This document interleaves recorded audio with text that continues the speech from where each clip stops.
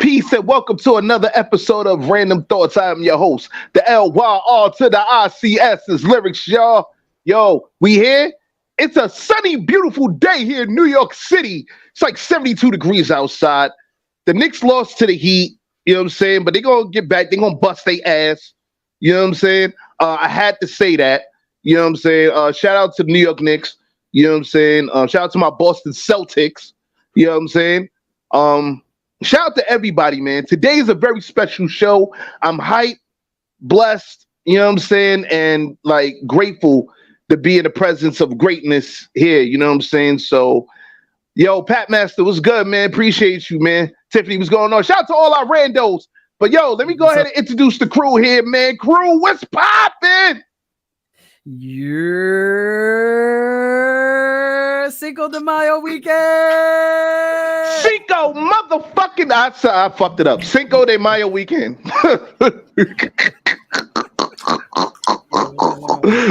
Where's your alcohol sombrero, Steph? Well, currently I'm abstaining from alcohol until Geologic's birthday. So right now I have ginger beer. Okay, that's Lady J. What's going on? Yo, you are stupid. So that's what I'm dealing with. What's up, Pat Master? What's up, all the randos out there? Tiffany. Let's see. Hey, Steph, what's poppin', Steph? What's going on? What's up? What's going on, everyone? Y'all know who it is. It's Steph, y'all. Stephanie Gale in here again with the rest of my bros. Random Thoughts Sunday. You know how we do. It's all love. I don't know who's fumbling over there. Is that you, Eric? That's you. What you want to do? Be a statue? Damn. just fumbling during my intro. Jesus. Oh, nah. But it's a good day. 77 degrees here in the DMV. It's kind of cloudy though, but it's still nice. Can't complain, you know. So good to see you. It's good to see you too, Steph. Adviz, what's going on, man? Like young Ad in the building. What's up? What's good, y'all? ADV in the spot, Adviz, and we're here with another episode of Randumb Thoughtz Talk Series. Yeah, I'm not in LA right now. I'm currently back again in Vegas. I'm not gonna say specifically where, but yeah. Tell them what you're doing. Tell them what you're doing. Oh, we are not doing that. Tell him, yo, you pimping. I am here. You pimping in Vegas.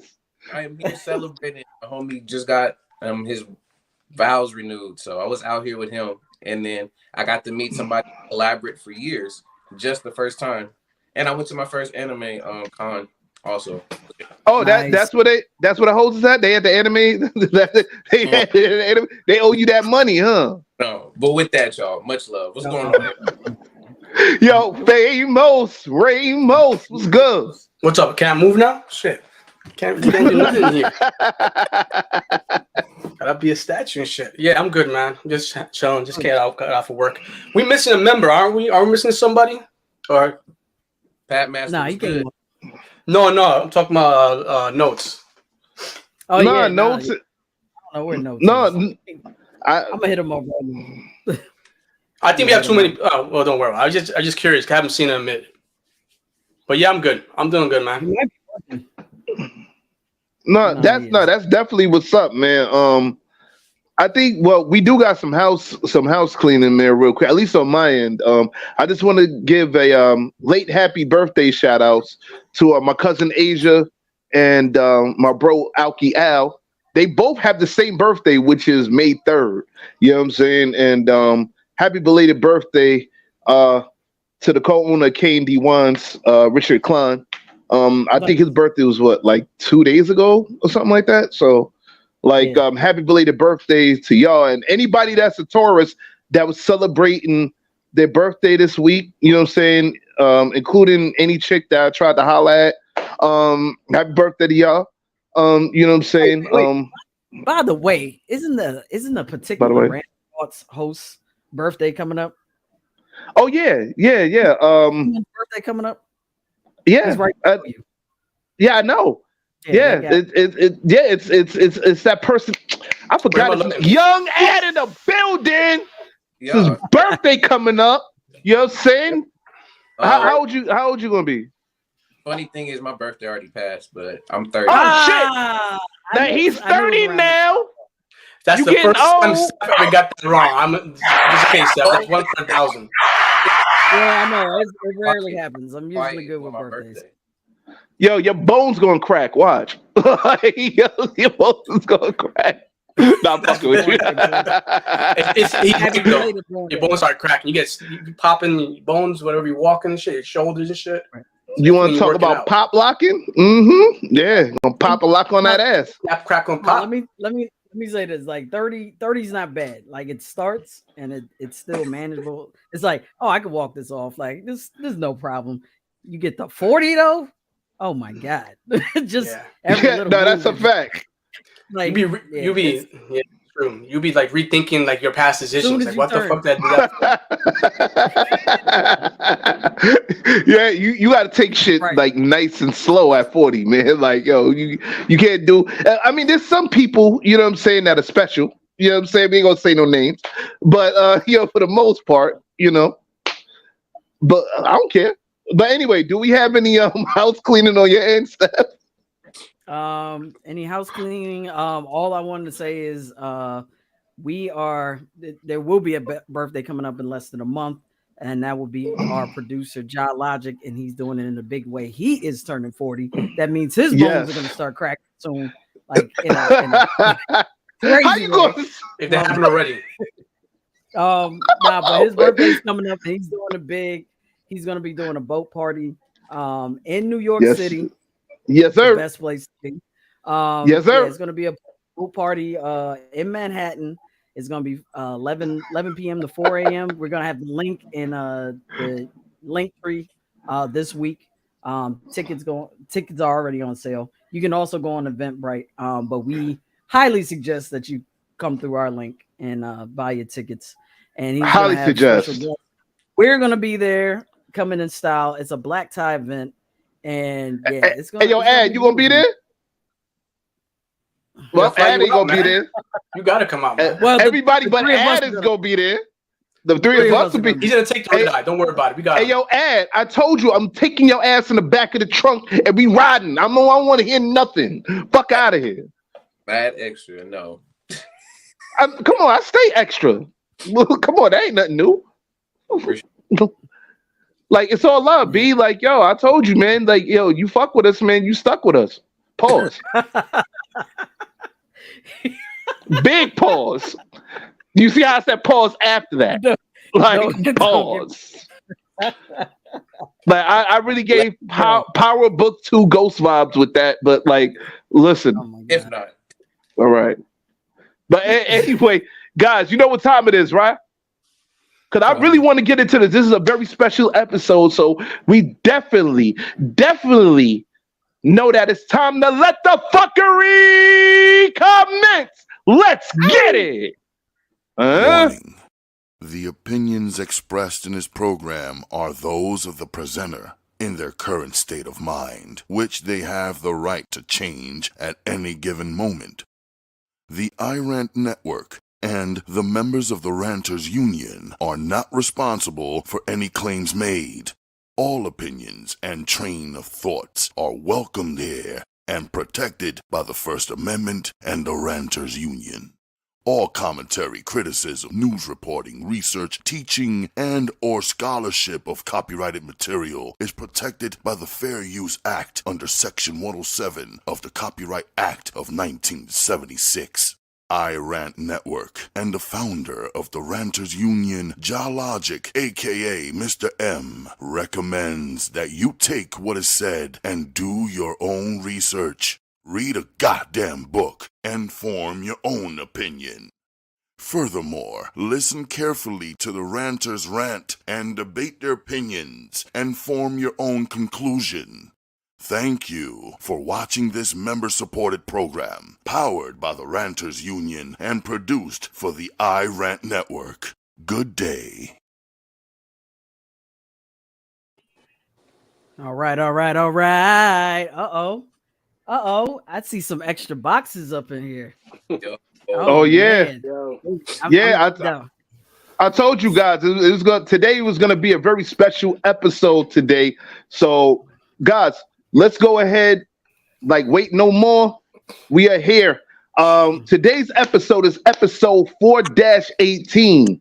This episode here is very special because us as musicians, you know what I'm saying? Like, we really, really got to get into it, man. So, this is a special dedication episode to producers and beat makers. The reason why we wanted to do this is because, like, I think a lot of people start to forget, the rapper is kind of like the face, but to me, the cornerstones, the two most important cornerstones of hip hop are definitely the DJs and these guys here, man, the beat makers, man. So first, let me go ahead and introduce, you know what I'm saying, my man's, man, from Jersey, you know what I'm saying? One of the dopest producers that, he's been around for dumb long, man. I got to give it up for my man, Mr. Divine Drummer's in the building. Drummer, what's going on, man? What's going on? What's good with you? How you doing? Ain't shit, man. Just chilling regular, that all. What's good? Thank you for doing it, man. We really appreciate it. Yep. Thank you. Oh, no problem, man. Thank you. Yo, Steph, you want to introduce the next guest? Yes, I will introduce the next guest. Once again, thank you for joining us, Divine Drummer. We're gonna have a great discussion today. Oh, no doubt. So I'm gonna go with my bros next up. Straight from the DMV. I actually went to school with one of the guys. And I don't know if Joe went to Suitland. I'm not sure. No. But I'm a DC guy. He's a DC guy. Okay, yeah. I thought so. Yeah. So straight out of the DMV. These two guys, Isaiah in particular, I've known for a very long time. And since the UV days with Substantial and UV Sean Oak. And we go back. We go way back since Cafe Night. But they've evolved tremendously. I've seen Isaiah do big things, and also Joe. They're just great people overall and talented producers. They just came out with The Mind of a Saint with Sky Zoo, and they've done a host of other things. They run Hypnot Records, and they're just doing big things right now. So, ladies and gentlemen, without further ado, I introduce to you the other guys. Please. Joe and Isaiah, Norman, and Sanity Bates. Peace. Oh, I ain't heard that. Sanity. Not in a minute. Yeah. It's Sanity. What up, man? What's up? Yo, I see you in a minute, B. Like, damn. So the last I saw you was 2012 or 13 or some shit, B. Word the mother. It's been a minute, yeah. Yeah. Nah, good to see you guys, man. It's gonna be great catching up with y'all and talking about you all wonderful music, man. It's gonna be great. All right. So we got one more person.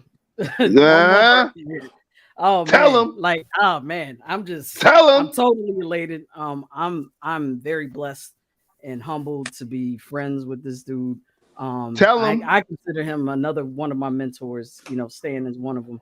This is the other one. This man is just like, he's amazing. He's an amazing producer, amazing hip hop MC, amazing singer. He does design work. He's an artist that he's a jack of all trades. He does. He's absolutely amazing. Word up. And he does everything to a high level. This is a top tier dude right here. I'm so happy to have him on Randumb Thoughtz. Man, I can't say much more. The CEO of QM5 and the CEO of Quintic, ladies and gentlemen, without further ado, once again, I present to you Tone Deaf. Woo, woo. Tone Deaf is in the building. Yeah. Tone Deaf, what's popping, man? Yeah, it was good, everybody. Thanks. That was like a crazy introduction, and there's no way I can ever fucking stand up to that. So good looking out. I appreciate it. Now I'm here to underwhelm. Hey, yo, Tone, I haven't seen Tone in years. My dancer since EO Dub days, man. Yeah, it's been a minute. I haven't seen fucking Isaiah shit in like a decades. Yeah. Like this shit is crazy. So yeah, no, it's good to be here. That time Thank you. flies. You know, that time flies, man. Word the mother, like and this brings me personally to nostalgia because like I just said, man, like we all came up in the same realm in the city. You know what I'm saying? Like in Manhattan, like especially like what's the LES? You know what I'm saying, man? The Pyramid, Simpson, the Leper Lounge, Nightingales. Wetlands. Like the Z Lounge, wetlands, like the Z Lounge, like it like clubs that came and fucking went. Be like, y'all don't understand. Be like this is definitely history. Be like, you know what I'm saying? Like, I mean, for me, it's great. You know what I'm saying, guys? All of y'all, man, thank you very much, man. We humbly thank you. You know what I'm saying? Ain't many thanks enough, man. You know, but let's get into it, man. Let's start off with a roundtable question. Basically for the producers, you know what I'm saying? Eric, I know you don't make beats, but fuck it. We got you. You know what I'm saying? Like I'm well versed in music enough. Don't worry about it. Eric has a very educated ear. He puts me onto a lot of stuff.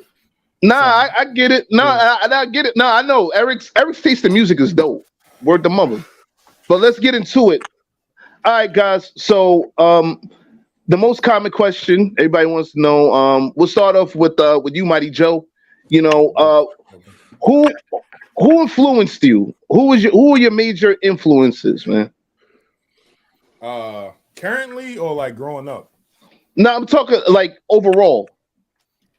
Overall, I would say Premier, of course, Bink, and Pete Rock. I'm a big Bink fan. Yeah, Bink is dope. I ain't gonna hold you. Yeah, man. All right, cool. Insanity, man. Like, or you know what I'm saying? I asked you the same question, man. Who are your major influences, man? As far as producers or beat makers are concerned. Okay, I'm gonna say DJ Muggs, and who I always say doesn't get brought up enough. So I make sure if I say it, his name gets heard. And then of course the RZA. We'll say the RZA as well, because the RZA. And there was one more freaking name that just escaped me that I was like, if Joe doesn't say this name, I'm gonna say this name. And Joe didn't, and I'm like, oh, I got it, and I lost it. Damn. What's up, Kenneth? Oh, I was waiting for you to say the name. I was like, you got it? Yeah, like, there's literally a name, yo, and it just escapes me, yo. But it's somebody that Joe and I always talk about a lot, and I just lost it.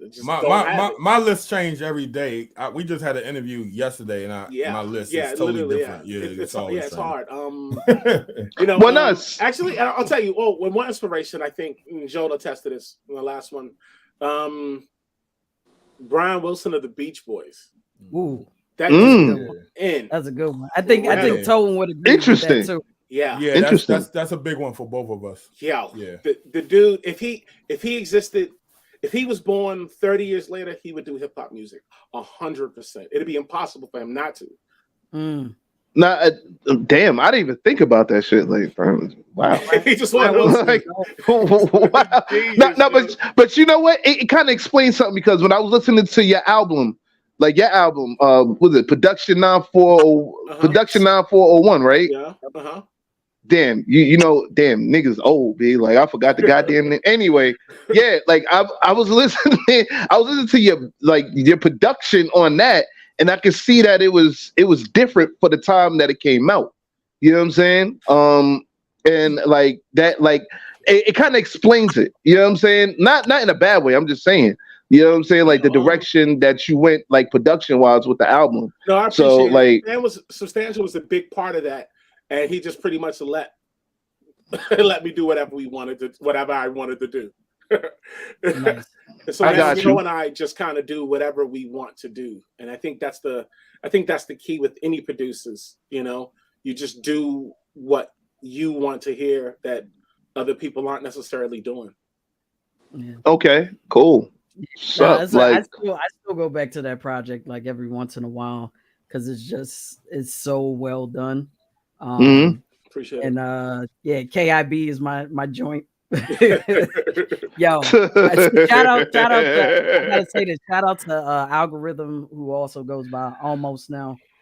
He did a lot of the production on that album. Yep. And I tried to get him on, but he just had another kid. So congrats to Almost. Congrats to Almost, man. He was like, "Oh, I'm really tired." I was like, "Oh, yeah, say less." It's all good. Yeah, we know how that feels, man. Bro.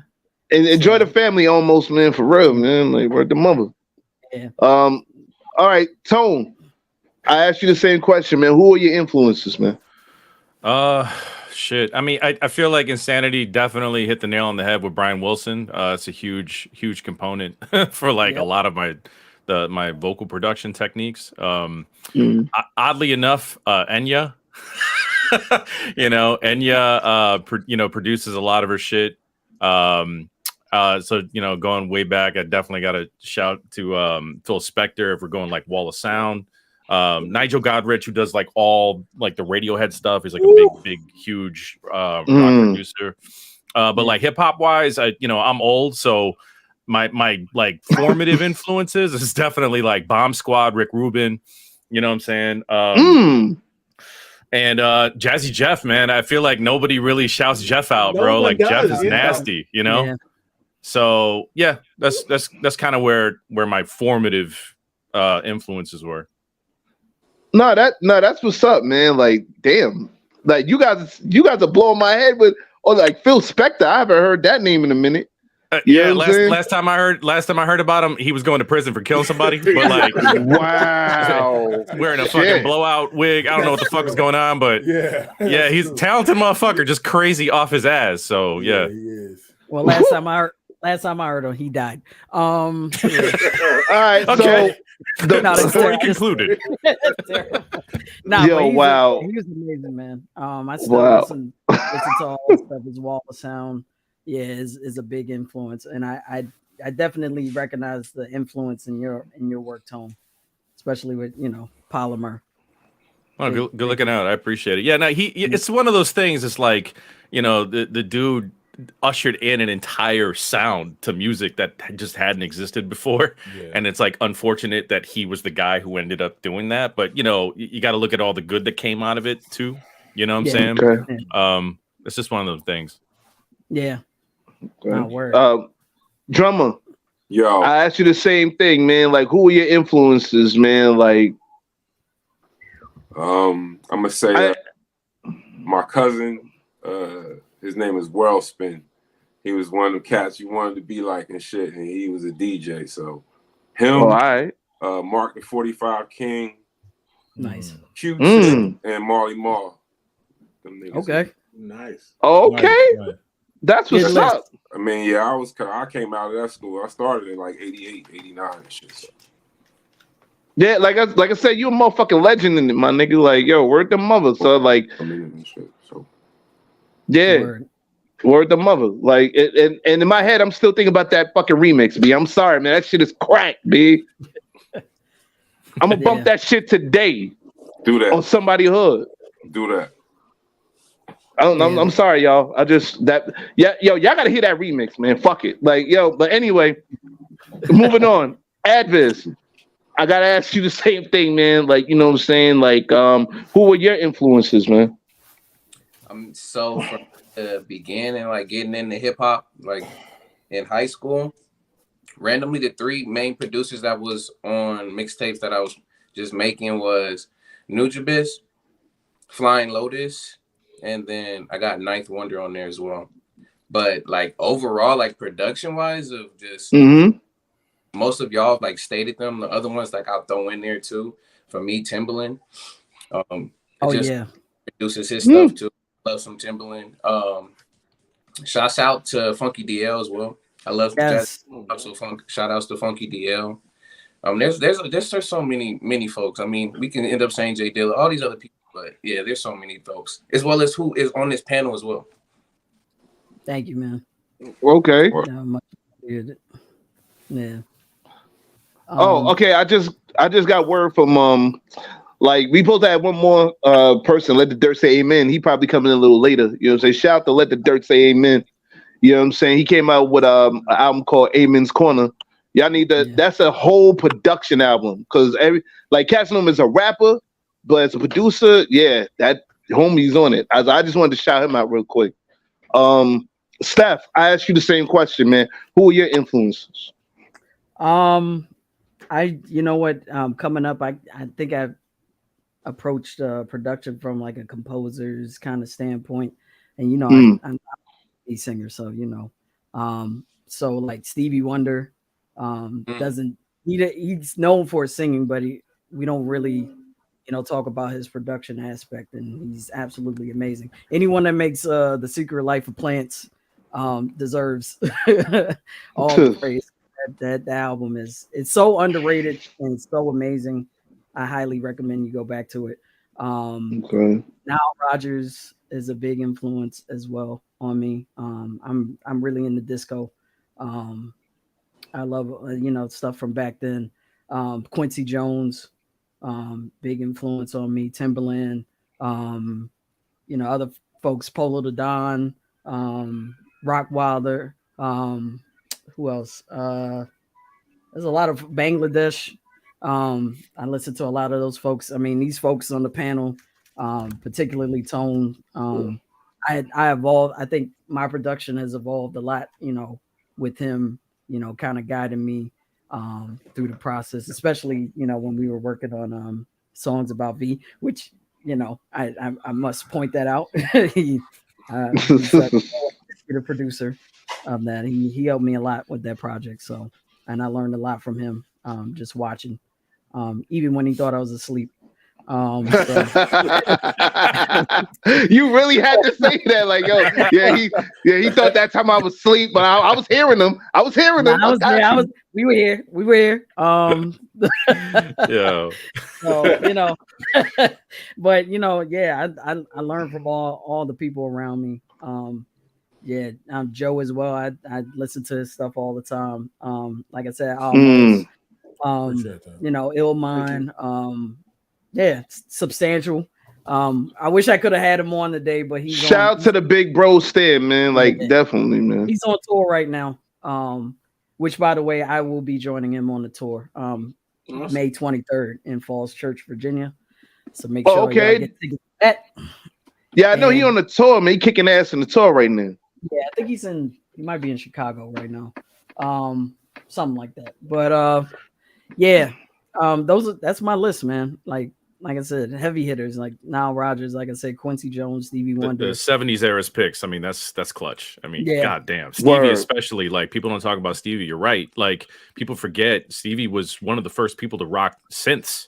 Like, for real. Like, the dude had a room that was just like the first synthesizers built, and he was like, his brain just exploded, and you know what I'm saying? Like, he made this shit happen. Like, it's really remarkable when you look at the production work that went into those records around that time. Like, his Genius run is all-time fucking pantheon level, you know?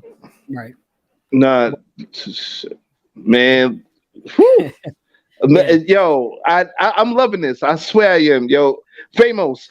Like I said, even though you know what I'm saying, you're on a different side of it, man. I know that you got people that you mess with. Like, who are your favorite producers, man?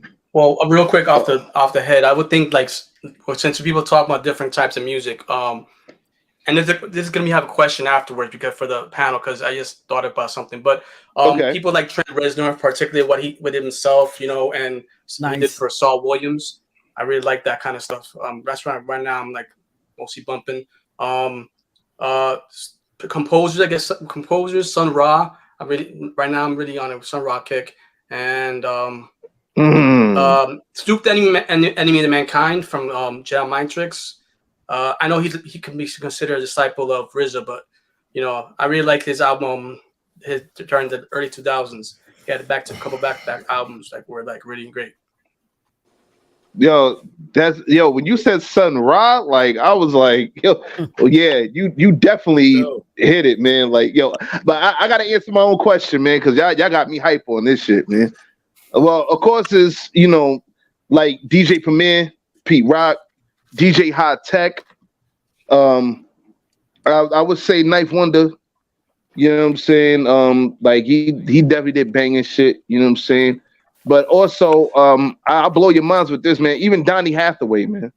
Like I don't know if people knew that Donny Hathaway did production or whatever. Like he was a fucking musical genius, man.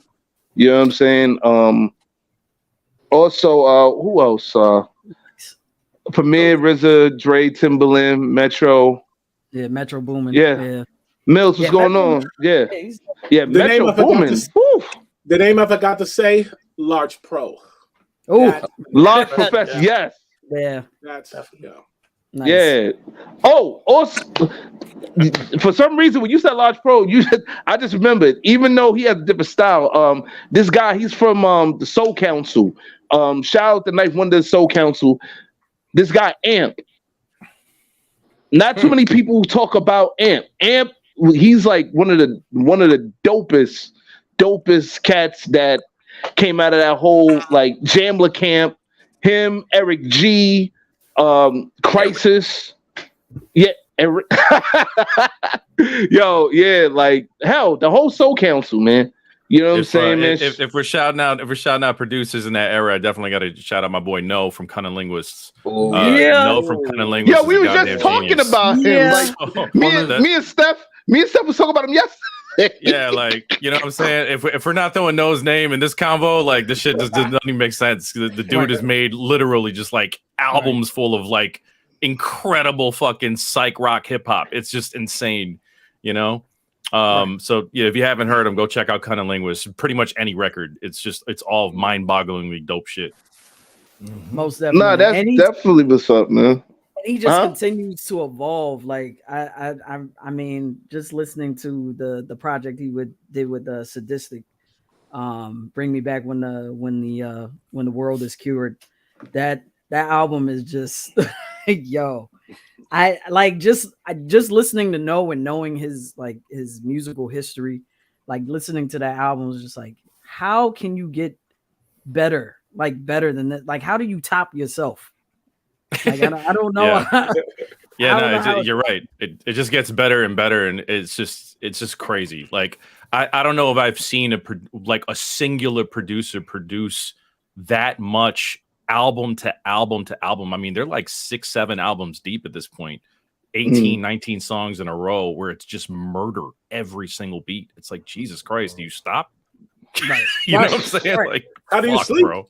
You know? Yeah. Right. Nah. Exactly. Yeah, man. Like, there's a couple of cats. Oh yeah, I definitely can't forget, man. This guy, he was my brother.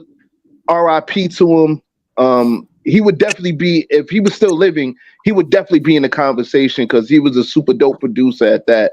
My brother Fathom 9, you know what I'm saying? I definitely gotta, say rest in peace to my brother Fathom 9. Like, he passed away some years back, but if you go to SoundCloud and look up his stuff I think still should be on there, man. He was up and coming, you know what I'm saying? Tennessee's finest, like if you go on my Facebook page, man, you see him in the back screen shit on Facebook, man. Like I told myself, man, I was gonna start off the show saying rest in peace to Fathom 9. You know what I'm saying? But he was one of those like artists, like producers / poets that, you know what I'm saying, he could have been amongst the greats if he was still living. You know what I'm saying? So I definitely have to shout out Fathom 9. You know what I'm saying? And I think that's about it for my list, at least from what I can remember. I might shout out some names, in between, Oh, Hit Boy. Yeah, Hit Boy. This nigga came out with a solo album, and he did an album with Music Soul Child. It's called Victims and Villains or some shit like that. Yeah, he on the run, man. He's killing it. He's on the run right now. Yeah. Yes. Matter of fact, he did a joint called Slip in the Darkness with The Alchemist, where he rapped on the Alchemist beat. Alchemist rapped to his beat. You gotta listen to the entire album though. Slipping in the Darkness. The entire album is amazing. Like but I pick songs and shit out of the he did a joint with Nas too. The shit was cracked, but I'm like Slipping in the Darkness. Everything he's done with Nas has been fantastic. Like he's just had an incredible, he just brought, I don't want to say Nas back to life, but he like gave Nas his second win. Like, nah, but did you hear the shit he did with Benny the Butcher? Like him and Benny supposed to come out with some shit. You know what I'm saying? At least from when I was looking at Benny's because I follow Benny and shit. Like, you know what I'm saying? So him and Hit Boy was in the studio. They coming out with some shit. So I can't wait for that. You know what I'm saying? But like, whew, like yo, check out Hit Boy. Man. That's all I'm gonna say. And like, yo, Eric, you said you had a roundtable question. Yeah, it's a quick question, but because we have a bunch of people who are beat makers and producers. Where do you guys draw the line in terms of producers and beat makers? Because sometimes the words are thought to be interchangeable. And I know we differentiated in the title for the episode, but where do you draw the line? For example, there are producers who don't touch music at all, but more about the aesthetic, like an art director, right? And then we have producers who do touch the music and have a heavy hand. So I'm just curious to see, is there a line, or is it just like, is there differentiation between, like, can we put that, or it's just kind of like all, whatever people want to put titles on? So that's basically for the guest. I'm just curious your opinions about that. Well, all right, we'll start off with Tone since we got him on the screen and shit. Like, I'm sorry. My fault, man. That's all good. I think you're right. I think it has a lot to do with sort of experience level. You know what I'm saying? Like, I think when you come into the game and you're just starting to make music, you're kind of emulating what you're hearing and trying to kind of reach what you think things should sound like, et cetera, et cetera. And like, you're not really looking at like the whole scope of like a body of work. You know what I'm saying? And so like, I always say this I say this a lot, but you can fuck around and make a dope beat. You can't fuck around and accidentally make a dope album.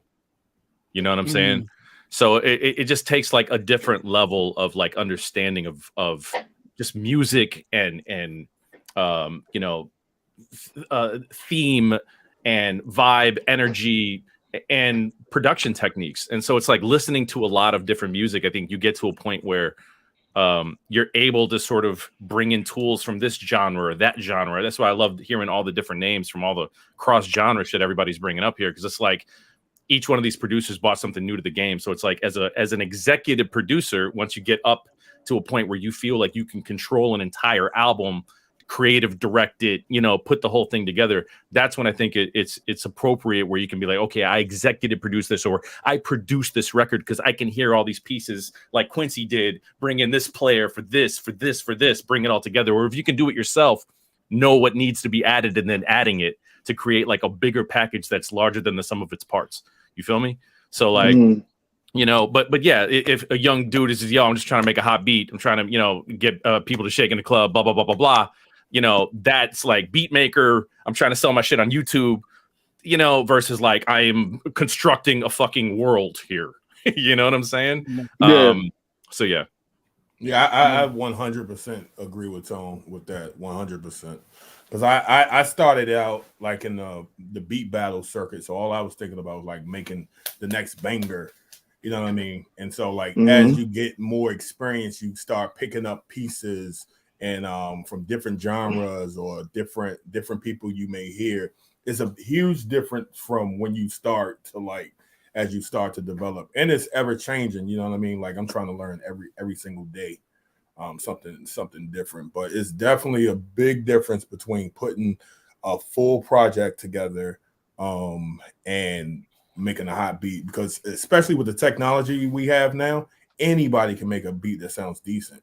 Like with the technology, three tracks on Splice and you got a hot beat. So yeah, I'm just switching out the sounds off of like a template. You know what I'm saying? Like exactly, boom, done. That's what I'm saying. So yeah, Right. Yeah.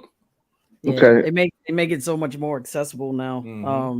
I'm finding it with when I'm doing production now, even though I've gotten better, it's just like I almost feel bad. I'm like, should it be this easy to make a beat? Like I like getting into the nooks and crannies and the nuances of just like production. I like making something from scratch, like that hasn't been heard, like that comes straight from my mind.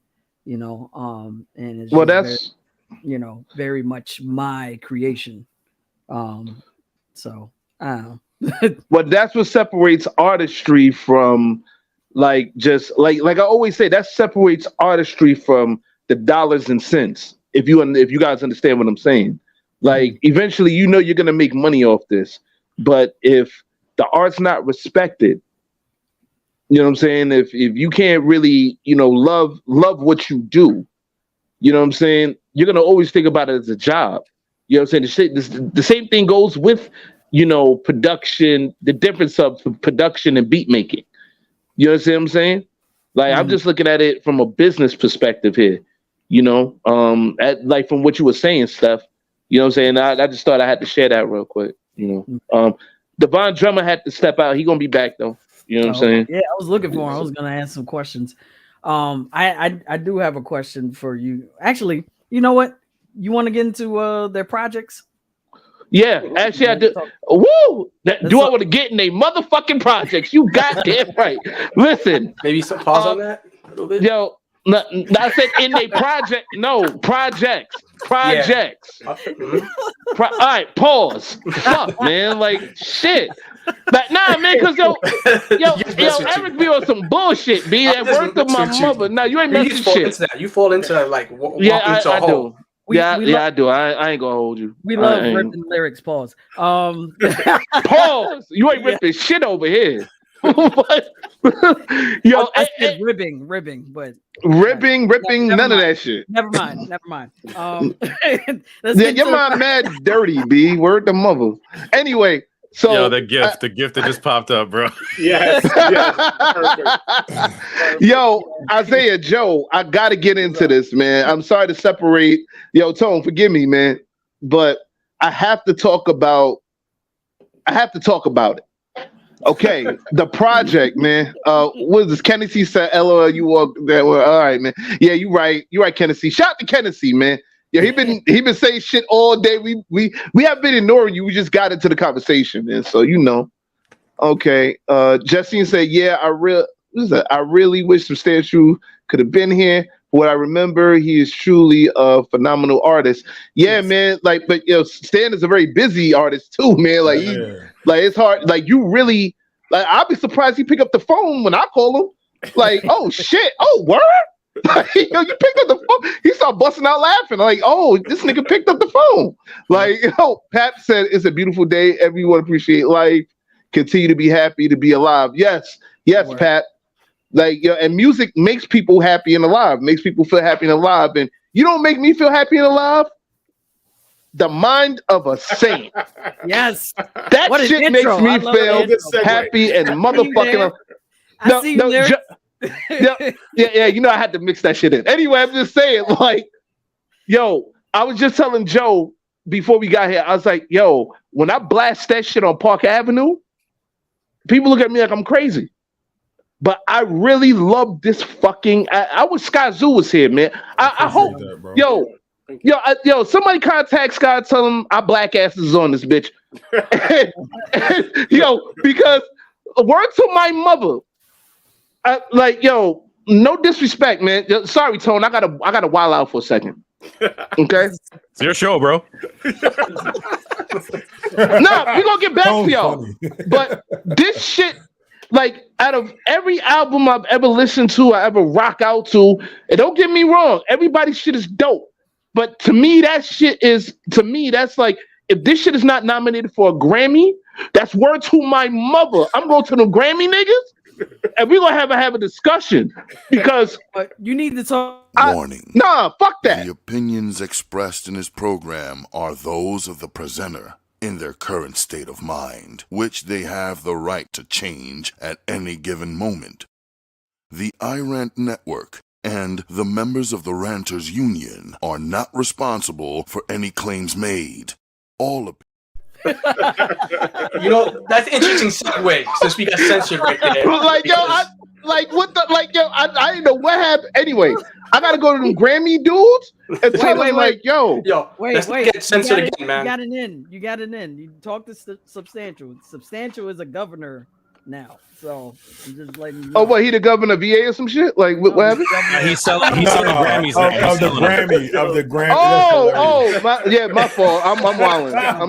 No, because when you say governor, The governor of the VA. Yo, yeah, he posted that not too long ago. He got elected. Yeah. oh shit! Wow. Yeah. Anyway, yo, yeah, Mr. M, I got you. Anyway, so somebody gotta put that shit on the Grammy nomination shit and stop playing, because that album, like I said, like everything hit right. You know what I'm saying? It takes me to it takes me to like what was it? An interview that Kanye had on Ellen that was not shown. I saw clips of it, and he said something that kind of struck out to me. And I was thinking about the album when he said this. He said, "When I create, like my mind, like visually sees what I'm creating. Like, you know what I'm saying? He could visually see it, what he's creating. And with the mind of a saint, if I didn't watch one episode of Snowfall, I'd be mad at y'all niggas." Because I'd be like, yo, son, it would make me want to watch it. I'm like, damn, you spoiled the whole season 1 through 5. Now I'm ready for Franklin to kill everything for that 73 mil. And I don't know what 73 mil y'all niggas is talking about. Son, word to my mother, I was geeked out. From Eminent Domain to Purity, that shit is a fucking hip-hop classic to me. It was just everything that was drawn out, all that shit. You know what I'm saying? So I'm giving y'all niggas y'all flowers. You know what I'm saying? You could smell them, throw them in the air, put them in a pot of water. I don't give a fuck. I'm just giving them shit to y'all. Wait. Yeah. No, but take us to the process of the mind of a saint. Like, how did it start? You know, what was the process going through it? You know, well, give us the story. Well, it started 2006. We got our first feature from Sky Zoo. Yep.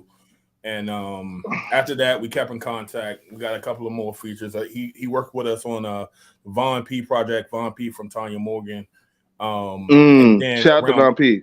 Yeah, shout out to Von P. Shout out to Von and Substantial. Both of those guys, especially Substantial. Like, wow, we definitely probably wouldn't be nowhere near like Substantial. I played my first beat for like when I was like 19. It was terrible. Shout out to him, huge mentor, and shout out to Vaughn. But back to the story. Yeah, we were basically we had developed a relationship with Sky through features. Funny enough. So around COVID time, we had did a single with Vaughn and Sky, and it had some pretty decent traction.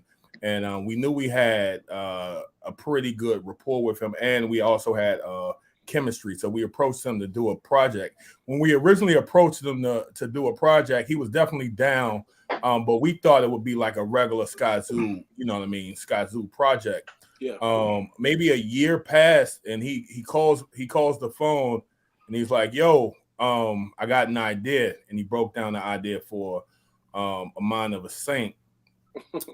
When he originally broke down the idea, I to be honest, I kind of wasn't, for lack of better words, wasn't feeling it, because I'm thinking he's going to be like, "Yo, I'm Franklin Saint and I'm selling crack and walking down the block." Like I'm thinking he's going to narrate it like the way that everything that happened, you know what I mean? Like, okay. I didn't know that he was going to like take it on his like perspective, which kind of blew our mind. So we started working about 2000. We started working last year on the project. And something that's special about this project that we hadn't even done, I don't think I've ever done, is more than half of the project was done in front of him. Like we were in the studio working on this project. From the interludes to the samples, everything. We worked in studio, like made beats in front of him for this project. More than half. So all right, sorry to cut you off, man. I gotta ask this question, man. Like, so when he was there, right? Yeah. And he was telling you, he was like, "Yo, like I know y'all got some beats in the stash that probably didn't make the album, or what? Like, was the for the beats that were there for that album, were they made like, was this like freshly made in front of Sky, or was this just some stuff that it was like, all right, well, you know what, I think that would match with that, or more than half of the project was made in front of him. Probably, honestly, like probably maybe two beats were old. Yeah, like older beats. So, but everything else was I mean, Sky knew what he wanted, and he just has an ear for this stuff. Like a far better ear than a lot of other rappers have for the construction of stuff. Like there are rappers that know how to pick beats and rappers that don't. But he has an ear for the construction of stuff. You know what I mean? Like it's one of those things that it's surprising. Sometimes you're surprised by like, you don't own an MP? Like you're really good at this. It's kind of like what Tone. It's kind of like what Tone was saying. Like Sky is definitely a producer, and a producer in the sense of not touching the machine. He just knows how to put shit together. You know what I mean? And I'm sure years and years of dropping the project every year will give you that. You know what I mean? That experience level. Yeah, he's an amazing producer. That's dope. And that's the thing. Like he drops it he takes his time to drop it year after year. It's not like, you know, I mean, I see some cats drop albums every 6 to 8 months and shit or whatever. Whoop-de-whoop. You know what I'm saying? The only person that ever done that beats hit like album after album is DMX. God rest the dead. You know what I'm saying? At least in my opinion. You know what I'm saying? Like, but you're right. Sky's like I remember back in the day, most cats would take their time with the album. You know what I'm saying? Like for instance, like Common. You know what I'm saying? Like he'll hit one album, then you like, yo, so when that next album coming out, you ain't gonna hear shit about it till the next year. You know what I'm saying? Yeah. And like I think what a lot of these younger artists fail to realize is it takes time to create a dope album. Like how Tone was saying, you can't just fuck up and make a dope album. It takes time. It takes execution. It takes thought. Like, yo, it really, like your mind has to be in reality, but more so outside reality. You really have to be on the outside looking in as an artist. If you guys understand what I'm saying. You know what I mean? And like Sky Zoo with this album, definitely, man. Like this shit, like I had to listen to it twice the second time I got it. And that's the beauty about Sky Zoo's projects overall. You never get it the first time. You really would have to like really sit down, you know what I'm saying, have some tea, coffee, or in my case, a brew or some liquor, and really listen to that shit. You know what I'm saying? And be like, yo, because like he even said it, like in one of his songs, like sometimes you might not get it till 5 years later, some shit like that. You know what I'm saying? And because he speaks in such poetic form. You know what I'm saying? 2022 was the first year that he hadn't released a project since he's been releasing music, and that's because we were working on The Mind of a Saint all 2022. So stuff does take time, you know. Yeah. And you know what? I'm happy. Time well spent. Yeah, I'm like I be talking to stuff about this album so much, man. Like, yo, I'm talking to everybody about this album. Like, son, word to my mother, son. Like, this shit better be Grammy nominated, son. Like, at least like Whammies or some shit. Like, yo, something, something like that. Like, yo, I like like the Whammies is like DC artist shit, right? Like, yeah. Because I know Let the Dirt Say Amen. You know what I'm saying? He was like he won a Grammy, and they who was it? The group he's with, 3 to Godway. They just won a Grammy for Mount Olympus. Shout out to Group 3 to Godway. You know what I'm saying? Like, but like this album here, god damn, man. Like, bodies. Like the way how but the way how it went from 100 to 1 to Bodies, just like how you took the clips, the Snowfall clips, and put them in. What was that your idea? Was that like that was some shit? Like the clips of the show. The interludes is both us and Sky. Yeah, Go ahead. I was gonna say that's one of those things that's kind of organic. It's almost like you just know to do that. You know what I mean? Like you don't think about it, you just know to do it. Like how could you not? I mean, and being a fan of the show of Snowfall, it just makes that much more sense. But somebody told me the other, one of our people told me the other day, we were checking out the album, and they had never watched Snowfall, and I laughed. I was like, "That's awesome," because now you can go and check it out and gain more from it. But was he mad at you because like y'all just gave spoilers throughout the whole album? Like that's just you lyrics. Yeah, no, you're right. It is me. It is me. Enjoy the journey. It is me. I'd have been hyped. I'd have played like yo, it's like I play bodies at full bodies, like I said, bodies and purity, but I play bodies at like top level. You know what I'm saying? Like yo, that beat, like I'm like yo, and Panthers and Powder. You know what I'm saying? Because like. And straight drop. When I first seen that and saw the video, I was like, first off, I'm looking at this nigga Sky like, yo, this nigga really got a Lacoste shirt and a fucking pair, like fucking slacks on and shit with a beeper and a book bag. I'm like, yo, I'm like, what the fuck? But that's when I got it. That's when I got it. Like he was playing Franklin Saint in audio form. You know what I'm saying? It was like from the perspective of Franklin Saint. Like, and I was like, oh, okay, I get it. You know what I'm saying? But like, yo, the beats is hard. I'm like, I appreciate that, bro. Purity, we made in front of him. Purity was made in front of him. Bodies was that's one of the beats we had for a while. Nah, but like that body shit, like I said, just like everything's just so well put together, man. Like, oh my god, man. I just wish I had like the part where Ray killed Lenny, like.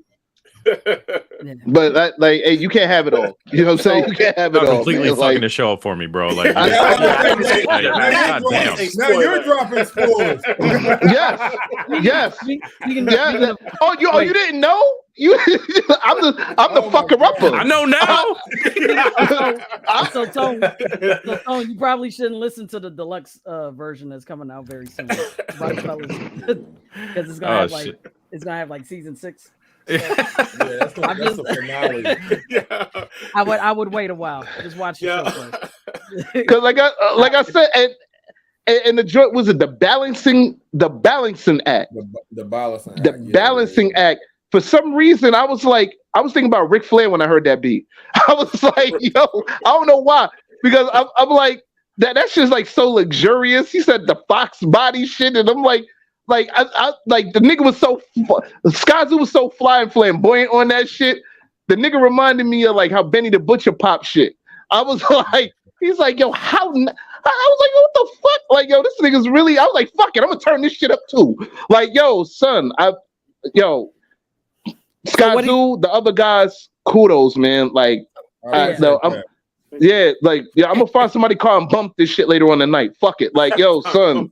So, like you said before, time well spent, man. Like, no, for real, for real. It's like for real.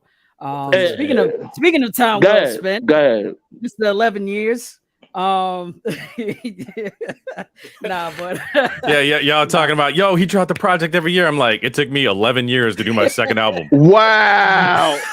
no, but like when I say time well spent, like no joke, man. Like Tone, I want to get into Lucy Camp stuff, but I want to talk about Polymer first, because it was time well spent. Like that album from Archetype to Polymer, like the man, leaps and bounds. Like it's just, I mean, they're both amazing in their own right, but just to hear them like, next to each other, like you can see the evolution, you can see the growth, when it comes to those projects. So, like tell us about Polymer, and that came out in 2016.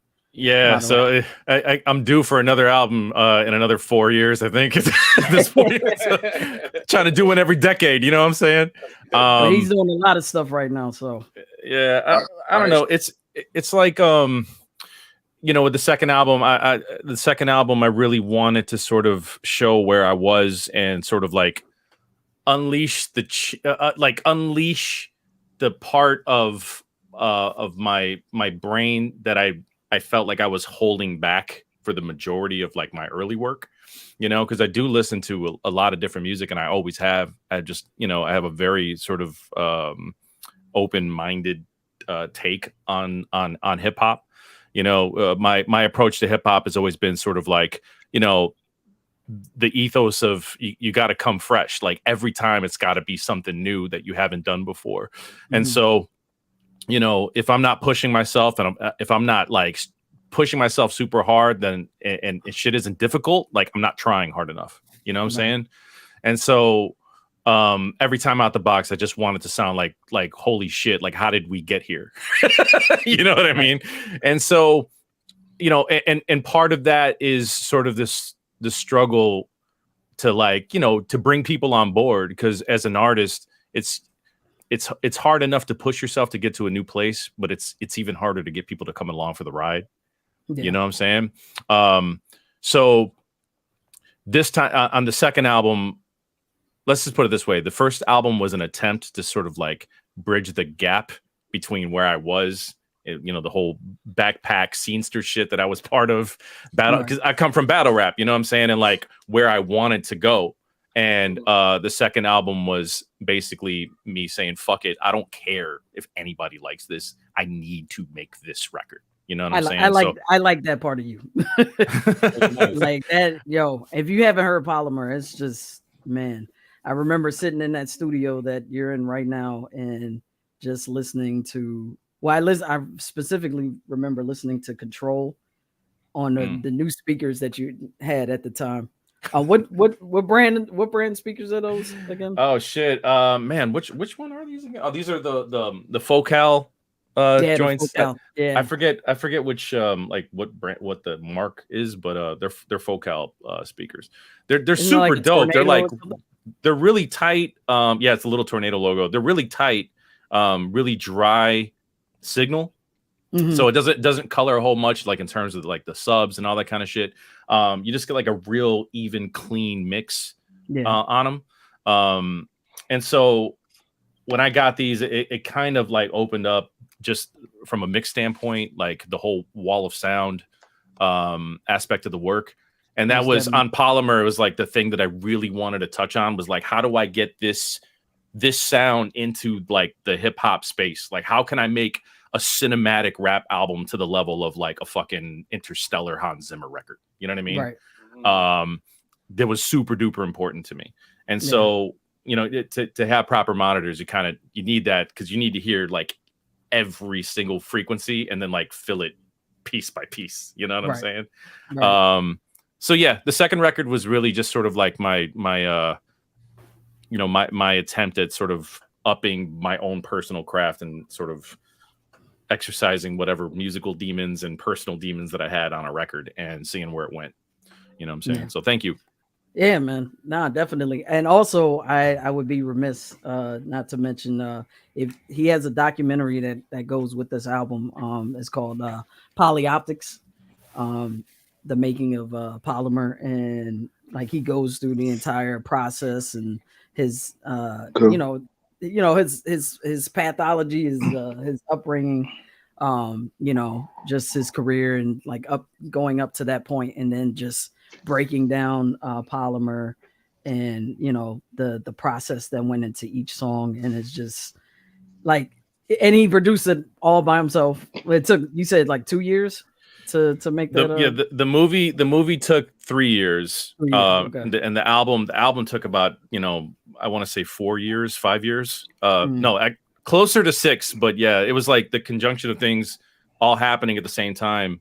Essentially, I made an album and a movie all by myself, and it took 11 years between albums to do, technically. But like, it wasn't like he wasn't busy; like he was doing other people's projects as well. So yeah, it's just one of those things. It's like I definitely bit off more than I could chew. It just took a really long time to chew.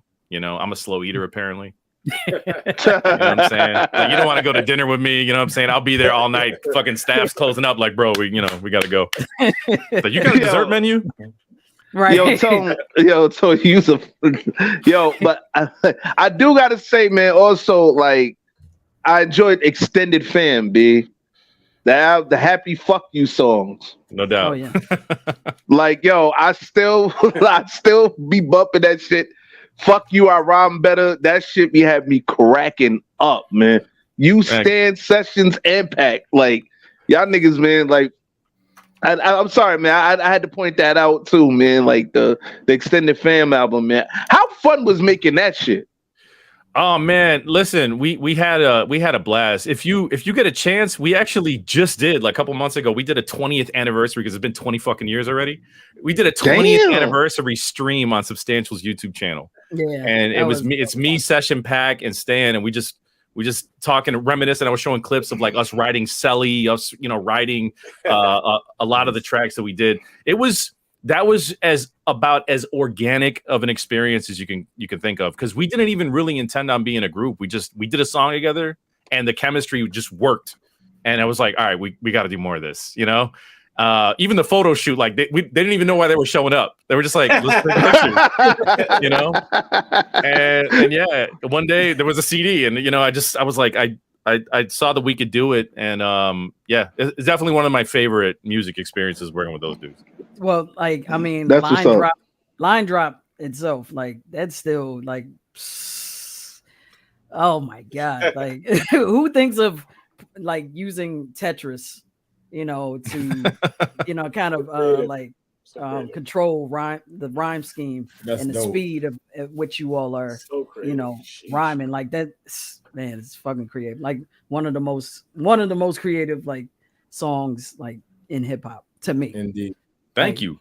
Like, yeah, I don't remember exactly how that started, but like I know that I'll tell you. Okay, now I remember. So we did that song specifically to get onto Game Over 2. There was a compilation where Cocoa Brothers had did Super Brooklyn. You know what I'm saying? And Domingo hit us up and he was like, yo, do y'all want to, get on this record? It's all video game beats. And I was just like, okay, so how do we flip it so we're just not taking some fucking Game Boy sample and putting a boom bap to it, And when we showed them the record, like they hated it. They were just like, yo, this ain't hard. I was like, bro, like, do you not hear this? This is insane. Like, and yeah, so they eventually, let us rock. But we ended up taking that and like using that as the foundation for the rest of the record, where like every song had to have some sort of interesting take on the posse cut, and so yeah, because like group records for the most part is just mad motherfuckers showing up, getting high, and just being like, yo, let me spit, like, you know what I'm saying? Right. So it just ends up, the record just get mad boring if you get too many rappers on it. So it's like, what do you do if you have MCs at this level? Like, how can we have fun with this and come up with like crazy ideas? So we did shit like Selly, where it was like phone calls getting interrupted with the distortion and everybody playing Chinese whispers with the shit. And by the end of it, you know what I'm saying? I'm looking at the album cover, B. I'm like, you niggas really did not give a fuck. It was like, yo, listen, we just gonna take this shit and that's it. Like, yo. So check this out. So two things, right? Two things about this cover. Number one, they didn't know this was gonna be the cover. No, nobody gave a fuck except Session in the middle because he was the youngest of us and he was like a knucklehead at the time, and he had so much anxiety about showing these pictures to his boys that he would burn a CDR of the record and bootleg the shit so that he didn't have to show his boys. Oh wow! All right, get the fuck out of here! Yo, real talk. Number two, inside joke in the crew, but like in this photo, it looks like Session in the middle is wearing a Pac FM T-shirt. Wow. Yeah. Oh man. It does. Yeah. They got the all over print. I never thought about that. That's funny. Yo, say word. Yeah. Anyways. Wow. Funny, it does look like that. So we were saying we actually have to make that shirt now, like, and make him wear it. Right. Wow. Wow. Yo, I didn't even think about that shit. Yeah, I didn't see that until you said it. I was like, oh, word. Now I can't unsee it. I can't unsee it now. Yeah, me neither. Like, damn, son. Like, damn, Sessions. I'm gonna get at Sessions on Facebook, be like, yo, I still follow this nigga too, man. Like, yo, word to mother, like, oh man. No, but the song "Fuck You" I rhyme better. like, who came up with that? Who the fuck decided to say "Fuck bro, You"? Substantial, bro. Yeah, because he had a hook, and they were running that, and he was a part of a group called Dominion with Pac and Mecca before I even showed up. I came to New York in '98. Shouts to Mecca. Shout out to Mr. Mech. Yeah, that I remember Dominion. I remember they performed live at the Dub. Like that was like one of the last times I've been in. Yeah, like so they were running that hook, I mean, for a long time, and I think that it was one of his own personal songs before it became a Dominion track. And I just remember seeing him perform, and I was like, man, that hook is kind of like, how is there not a song of this somewhere? And so that's why it's "Fuck You, I Rhyme Better" remix on the Extended Fam record. Gotcha. Okay. Yeah, I remember the original one with the. It had like an Italian sounding circus beats. Yes. Yeah, it was.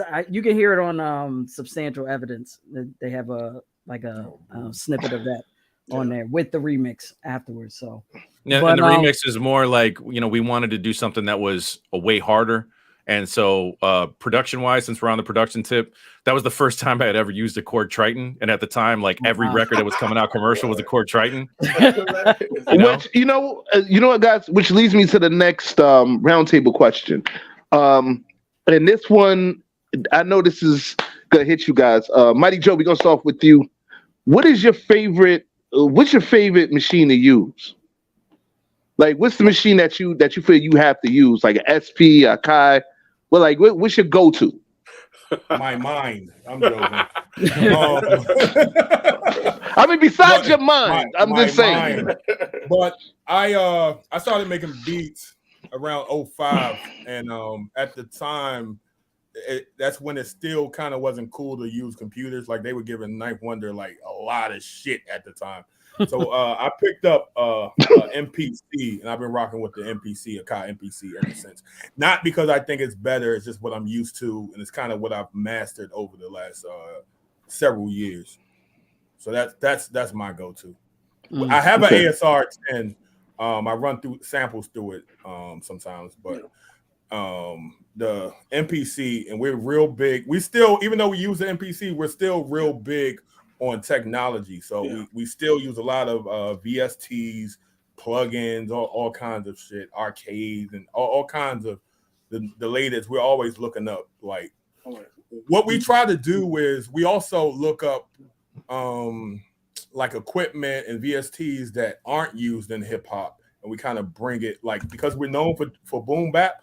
A lot of the boom bap guys, like I had a producer, a well-known producer. I was like, yo, I use this and that. He was like, yo, bro, I wouldn't say that out too loud, bro. Fucking free, bro. These kids is using it, So yeah. Yo, that's dope. No, that's dope. Insanity. I will ask you the same question, but y'all use the same shit, right? Like, or same stuff. I would definitely say MP all day. But honestly, man, the computer is. Isaiah's our technology guy. Like, the computer is the creme de la creme, yo. Like, if somebody was like, you can only have one, I can do everything with this computer. Everything. Right.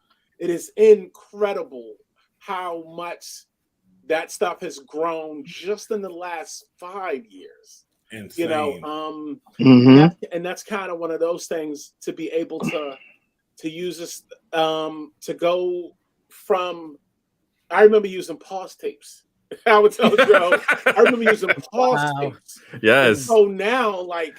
Everything is so much easier now than a pause tape. Bro, just to be able to loop something. Pause tape. Yes. Right. Yes. Right. I would literally, and Stana tell you, I think right before we graduated high school, he had to borrow my 4-track. And when I was making beats on that, I would do the loop by hand. Do the loop by do the Yo, loop on one track all by hand, then go do the drum break all by hand on the next track. And you know, and you just go through stuff like that. So it's like, yeah, I'm never getting rid of my computer.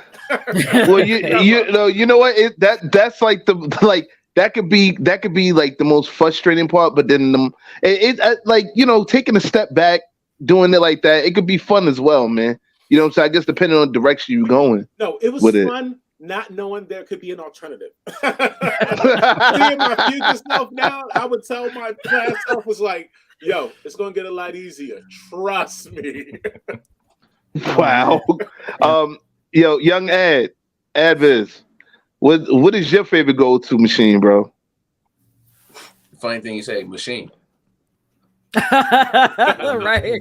By the way, I got it. And I got it. Yeah, you know I got it. But what's your favorite go-to machine, bro? Your favorite go-to machine, bro? I was being serious. No, he's being honest. It's the brand. Instruments machine.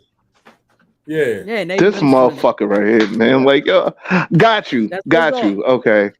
Like, so just play instruments, playing straight out, right? You got the MPC I sent you, so you're using that. No, I didn't. I know I didn't use it yet. Like I gotta get. I told you the reason why I'm not using that yet. But what is your favorite? Like we gonna be all day with this shit. Like yo, I said it. The native instrument. Native instruments machine. That's what it's called. Yeah, it's called. I feel like this is gonna get clipped on Instagram. I'm just saying. It is first. Yeah, you know what? Let me timestamp this so I can. Yeah, I'm gonna knowing Steph, this shit will get on clipped on Instagram. Fucking around. I do all the editing for this because I would just pick up the machine to the camera so you see that I'm not just saying this. This is like a great moment. Fucking comedy with this guy. No, that me and Ad, we've been like this since what, season 1? This is why yo, Mr. M, stop it. What? This is why we go after you every Sunday. I don't care. I don't care. Every Sunday, I don't care. Like, yo. Anyway, moving along. Wait, in your defense, so I don't know what you got to talk about other than analog the drum machines and stuff like that. So I'm like the dumbest one here in terms of like, you know, producing beats. See, nice. So see, thank you. See, machine too. There you go. Oh shit. Hey, Tone. Yeah, I'm sorry. Yo, Ad, my fault. I'm sorry. But Tone, what's your favorite go-to, bro? I mean, I'm on Team Isaiah with the computer right now, but you know, being as old as I am, I've been through the whole fucking ringer from multi-track analog tapes, you know what I'm saying, to all the way to now, where I remember using my first DAW ever. It was just like, what the fuck is this? You know, like you can do that. So at this point, I'm sort of like this. My favorite piece of gear is voice notes on my phone. Nice. You know what I'm saying, bro? Just like this shit is my life. Like at this point, it's really just about capturing the idea, and then later it's like, I can flesh this out on the computer. But I'm really trying to get nasty with this. Okay. You know what I'm saying? This is the OP one from Teenage Engineering. It's not the new one, but it's the old one, but which is fine. But I want to do something that's like hella like minimal and lo-fi on this shit and see how it turns out. So I'm learning. Okay, Steph, I asked you the same thing, man. What's your go-to? What is your go-to? So yeah, I mean, it's mostly the computer. All my sounds come from, like, Tone and I always talk. We're Reason gang. People. Oh Reason yeah, gang. Reason. All day, every day. And I mentioned Reason, people are like, "What the fuck is that?" Like, I've never heard that. I'm like, y'all behind. But y'all know Reason? Along with Reason, like Reason gets a lot of shit. It does get a lot. It gets a lot of shit, but it's actually a pretty amazing. It's an amazing. It's incredible. Yeah, and it just keeps getting better. And I've used Reason since the beginning. Like when Alan, you know, almost and I were in college, and he had a crack version. He had a crack version of Reason, the first one. Yeah. And he, you know, he let me get a copy of it. Because I was like, yo, this is dope. What are you working on? And he was like, yeah, I'm gonna burn you a copy so you can check it out. So I started with that. And before it was, you couldn't record on it. You couldn't really put your voice on it. It was just all production stuff. It has evolved a lot. It has evolved a whole lot. I was very happy when they put record and reason together, because I was like, why are they separated? And I think because they were trying to make money. They still trying to sell the fucking sample chopper separately, bro. Like, it's like really? Yeah. Like, really? And like for $200, like, what are you doing over there, bro? You can get a free app and yeah, like at this point, if you don't have Serato sample, like you just lost. You know what I'm saying? But like, yeah, the minute they included VSTs, the game was over, because the shit that Reason does with the sequencing and just like the routing that you can do with CV controls on the back is you literally cannot do in any other program. You know, so it's super powerful if you can get into the guts. Hey, yo. Well, pause. Like, I'll say it for you. Pause. That's not pause. Who wants pause? Who doesn't want to get in the guts? I'm just saying. I'd like to get into the guts occasionally. You know what I'm saying? Oh, well, no, he said "Ayo," so I was saying pause for the "Ayo." You're taking yourself out of it, but you're right. I'm good. Yo, shut up. Like, I just got you. Like, Pro Tools, Fruity Loops. Well, Pap said Pro Tools and Fruity Loops. Oh, yeah, they're cool. Fruity Loops all day, bro. Like, Pro Tools is so fucking archaic and annoying, and it's got its own plugin format. Like, it was the OG, like in terms of like every professional studio has it, but it's so cumbersome, and the shit crashes like it's fucking Tequila Night in the suburbs, bro. Like, oh, shit. It's brutal. Yeah. Well, I ain't gonna lie. Like, but like to answer my own question, man. You done, Tone? Yeah, I'm sorry. One more thing behind me. I don't know if you can see me because Stephanie was there. But I have also an Akai Advanced 61, which I'm probably one of the few people that has it, because it's kind of expensive. Yeah, Akai. Shout to Akai. It comes with like 10,000 plugins, so I'm happy. I'm very happy. Shout. Yeah. Yo, Joe, show that again real quick. Is that is that the 2000? That's the no, ain't 2000. The live two. Oh, that's a live two. Yeah, like then I got we got a one here too. We love Akai. Woo! Yeah. That's my go-to. My go-to, the first beat machine I've ever used was Akai 2. I think it was called the 2000 XL or some shit. Mm-hmm. My man Black Tie, DJ Black Tie, shout out to him. 2006 we did a mixtape, Masters of the MIC. Yo, Insanity, you know it. You was on it. Oh yes. We got Isaiah has our 2000. We love the 2000. Yeah, I got red pads on it, but it's just over there because one of the coolest things about now when they make machines, when I talk about it, is they're for the same price that you would have paid in the 90s. You have a product that is so much more convenient to use. The 90s stuff was built like tanks, though, 100%. Right. They were built like tanks, and they still work. They still work now. But the coolest thing is you don't have on the new machines. You don't even have to track out from the machine.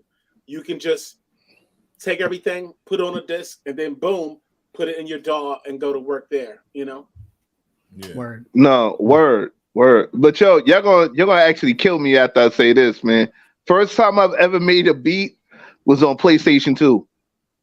That beat making shit they had. I've heard people it's a machine. Say that. Yeah, when it came out, but it's hard for me to learn that. It was hard for me to learn that PlayStation 1. It was because I probably learn it now, but it was hard when that first came out. It was fairly easy for me, but I'm a gamer. But for some reason, it was easy for me to really figure it out.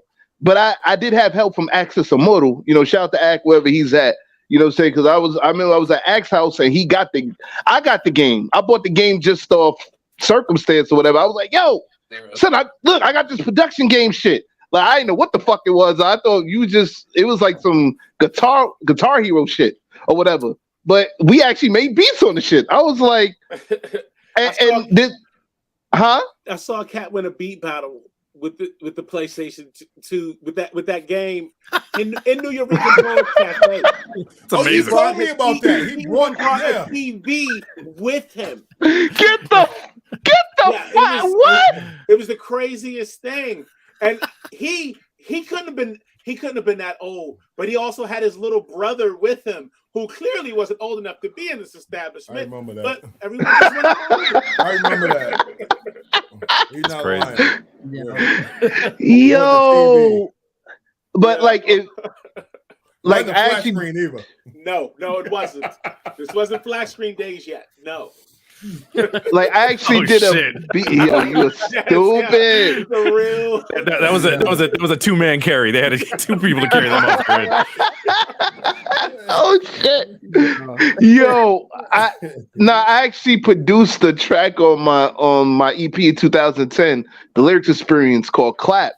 On that same motherfucking video game, like, you know what I'm saying? But at the time, like you said, even in the early 2000s, before you can easily just rip anything off YouTube or whatever, you know what I'm saying? Like, I know Ag had his video game hooked to the television and some shit from the TV hooked to his stereo system where he had to rip the shit off, some wild shit. And I was like, wait, we can actually rip this shit from the video game onto an actual system with the computer. He was like, yeah, my nigga, like, you mad slow. I'm like, you fucking right, I'm mad slow, nigga. I don't know none of this shit. Like, yo, we were sitting there arguing for like 5 minutes over this stupid shit, but I was like, fuck it. Like, and then then on top of that, he had the blank CD. He just ripped it on the blank CD. I went in the studio, blessed that shit, and there it was. I was like, oh, word. We was making a shit ton of beats on the PS2. Like, one of his projects, I forgot what project he did. He actually did it off that fucking video game. Like, you know what I'm saying? I was like, yeah. I mean, like, look, at the end of the day, we've been witness to like all of these advancements in like production. Whereas pretty much this same combo next year, it's going to be like, bro, so I thought about this beat and it just came out. You know what I'm saying? Like, this AI shit is crazy. Right. This shit got Drake, Biggie, Wyclef Jean on it. I just thought about it. Crazy. We're going to be like over here, like showing the machines and shit. Like, this machine? Like, no, this machine. It's AI is going to be crazy. Like in Back to the Future Part 2. You mean you got to use your hands? Yeah. Baby's toy. Yeah. Yeah, it's wild hearing all of this shit because it's like, bro, like that's what you used to have to do. We went from pause tapes to this to PlayStation 2 to CD burning to the internet, but like and now we got like literal Ghost of Biggie rapping over Timbaland shit. Like this is what the fuck? Yes. You heard that track with Drake, a love song to what you call it? I sent it to Steph. Yeah. What was that? But what's his name? Savage. Yeah, that shit was hilarious, man. He's dying. He's like rapping about like, yo, it's crazy. Yeah, there's a lot of them going on. A lot of songs. Yeah. oh my It's gonna be interesting to see what comes about with AI and how it shapes, you know, the way we make music from this point. It's not going to be good, folks. I hate to say it. It's not going to be good. I mean, there's some people, you know, attempting to make an effort. Like Adobe, I know they're creating some like program where they can basically tag certain images or music, and they'll show the layers. Like if you click on the info tab, they'll show the layers, so you can tell whether something's legitimate or not. But that's still, I mean, the tech is still, I don't know, maybe a year or two away. Yeah, possibly. I mean, they're still working out the kinks. I mean, is that the program that this guy was working on? Key and Peele, he had like a presentation. He was talking about like how they would like sample people's voices, and he played Barack Obama, and he like sampled Barack Obama in a weird way and played like a whole conversation. That's the same program you're talking about? It was Adobe. No, I don't. No, I think that's it's probably all part of it. It's called Firefly. Is the name? Firefly, and Adobe Sensei and Firefly is the whole range of artificial intelligence tools that they're bringing to the Creative Suite. Yeah. So, sorry, I was speaking on this as a creative director. You know what I'm saying? Like I'm dealing with this shit on a daily basis. It's basically at a point where, you know, with the way that social media companies have pivoted artists to essentially sharecrop their fucking work onto these services to make billionaires rich, and we're just over here literally bringing in the audience and then having to pay for the privilege of creating for these platforms. It makes no fucking sense whatsoever. And so they've gotten it and they cheapened art into content. So now we're just here fucking churning the hamster wheel, trying to stay relevant and stay out there. And they keep turning the dial to the point where we are no longer able to keep up as human beings with the output of what is required to pop. And so the only way to win is to like, bro, I can't do this anymore. Let me type this shit into ChatGPT to write the song for me, and let me put those lyrics and copy paste them into the fucking voice generator, and let me have the template beat so I can have a new song every day, or I'm losing out here. Like that's literally where we're going with it, and people do not know the fucking difference. People, you have a conversation. Sorry, just to finish the point, but like people, in my own experience, people do not have the capacity to distinguish what is real and what is fake. I mean, already they're getting lost on the deep fakes. Like you expected in 5 years when it's highly advanced for people to even know. Like, bro, we're heading towards the Matrix. Like, there's no doubt at this point. Wow. Those deep fakes get crazy. I definitely think, though, I talked to Joe about this a lot. I think with technology and the way stuff is going, they'll never replace. You can never truly replace the artist. It's one of those situations where it's just like, it's like how even in the 50s and 60s, they would get somebody that was attractive, and they would write for them and do this and just have them stand up there and look attractive and pretend. But in the end, because they are not actually the artists themselves, they go away, they fall apart.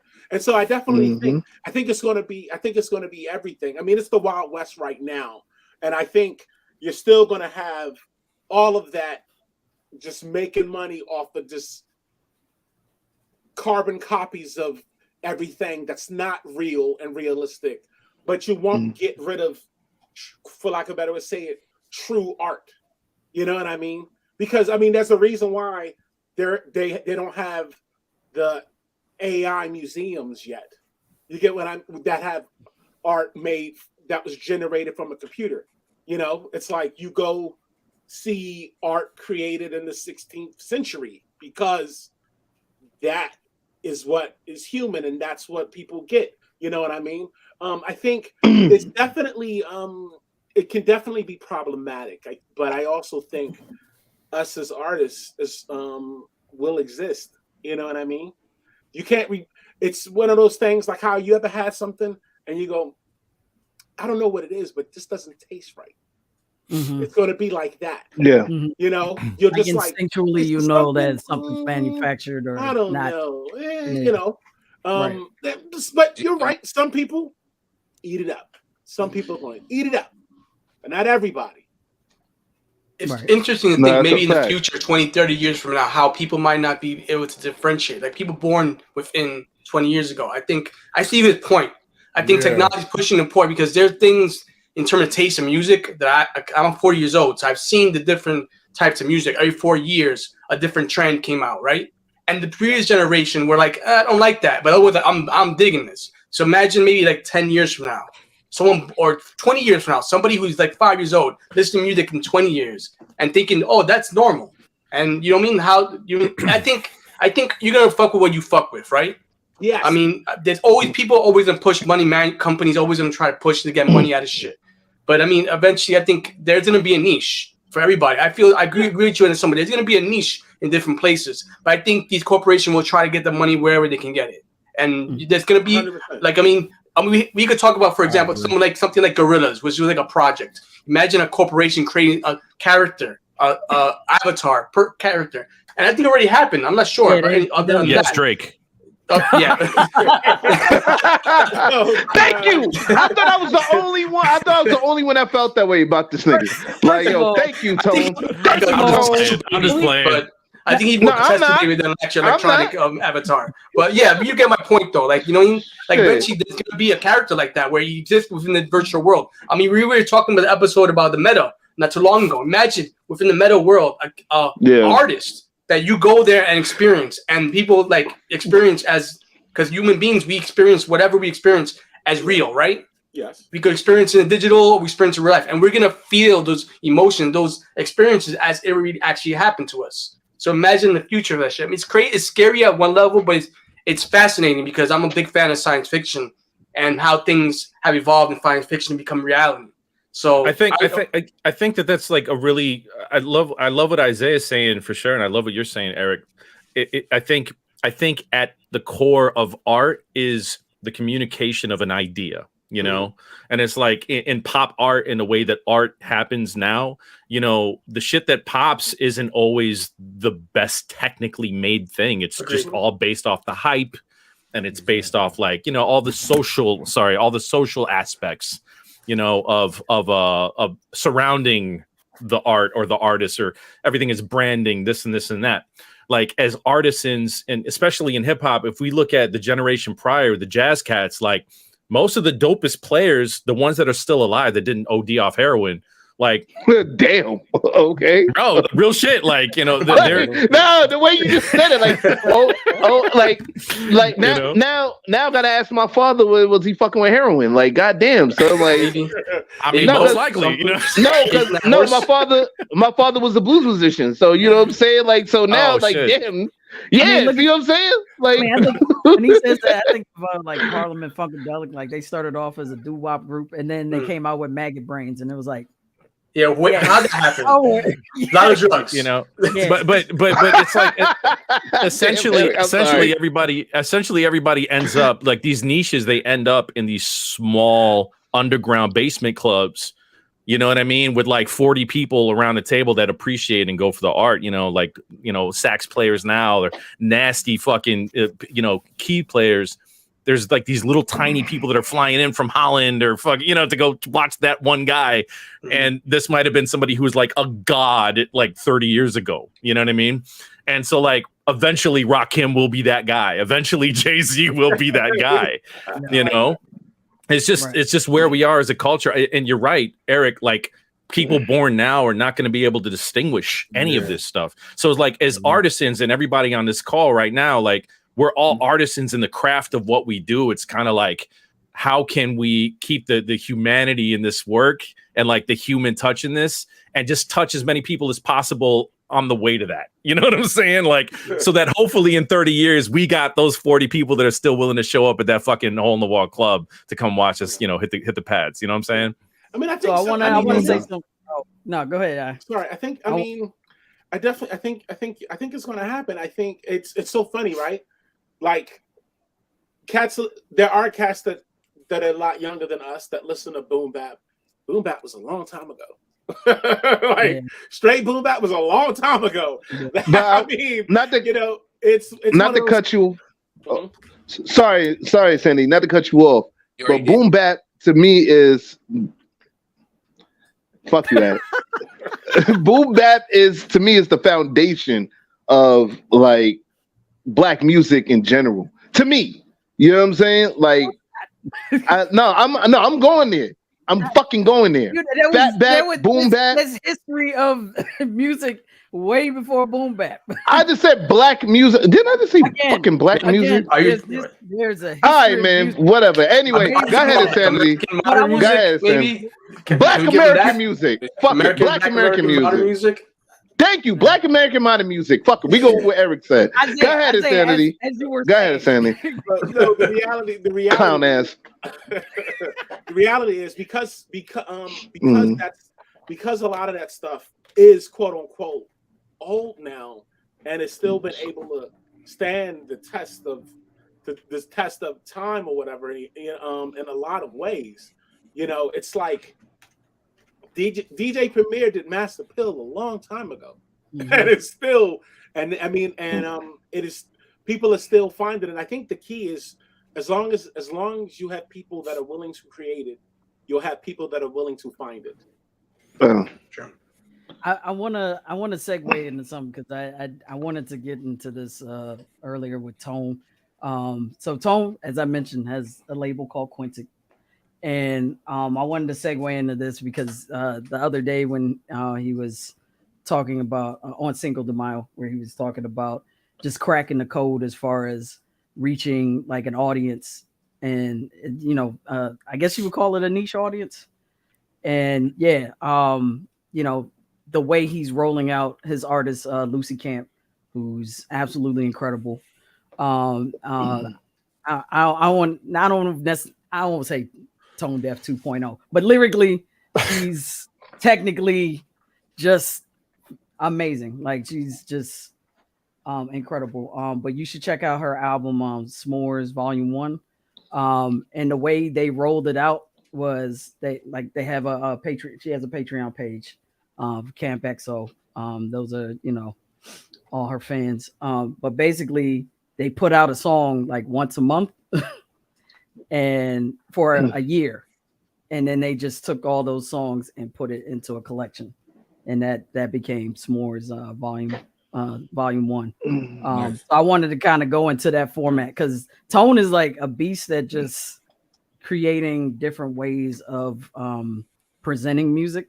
Like even with Polymer, it was before that it was like multiple EPs that made this album. So he came out with what was the first one? Glutton, and then Demon, and then Hunter, and then all of those, and then also he had the fourth one, which I can't think of right now. But Phantom. Phantom, yes, Phantom. So he put all of those together and created Polymer.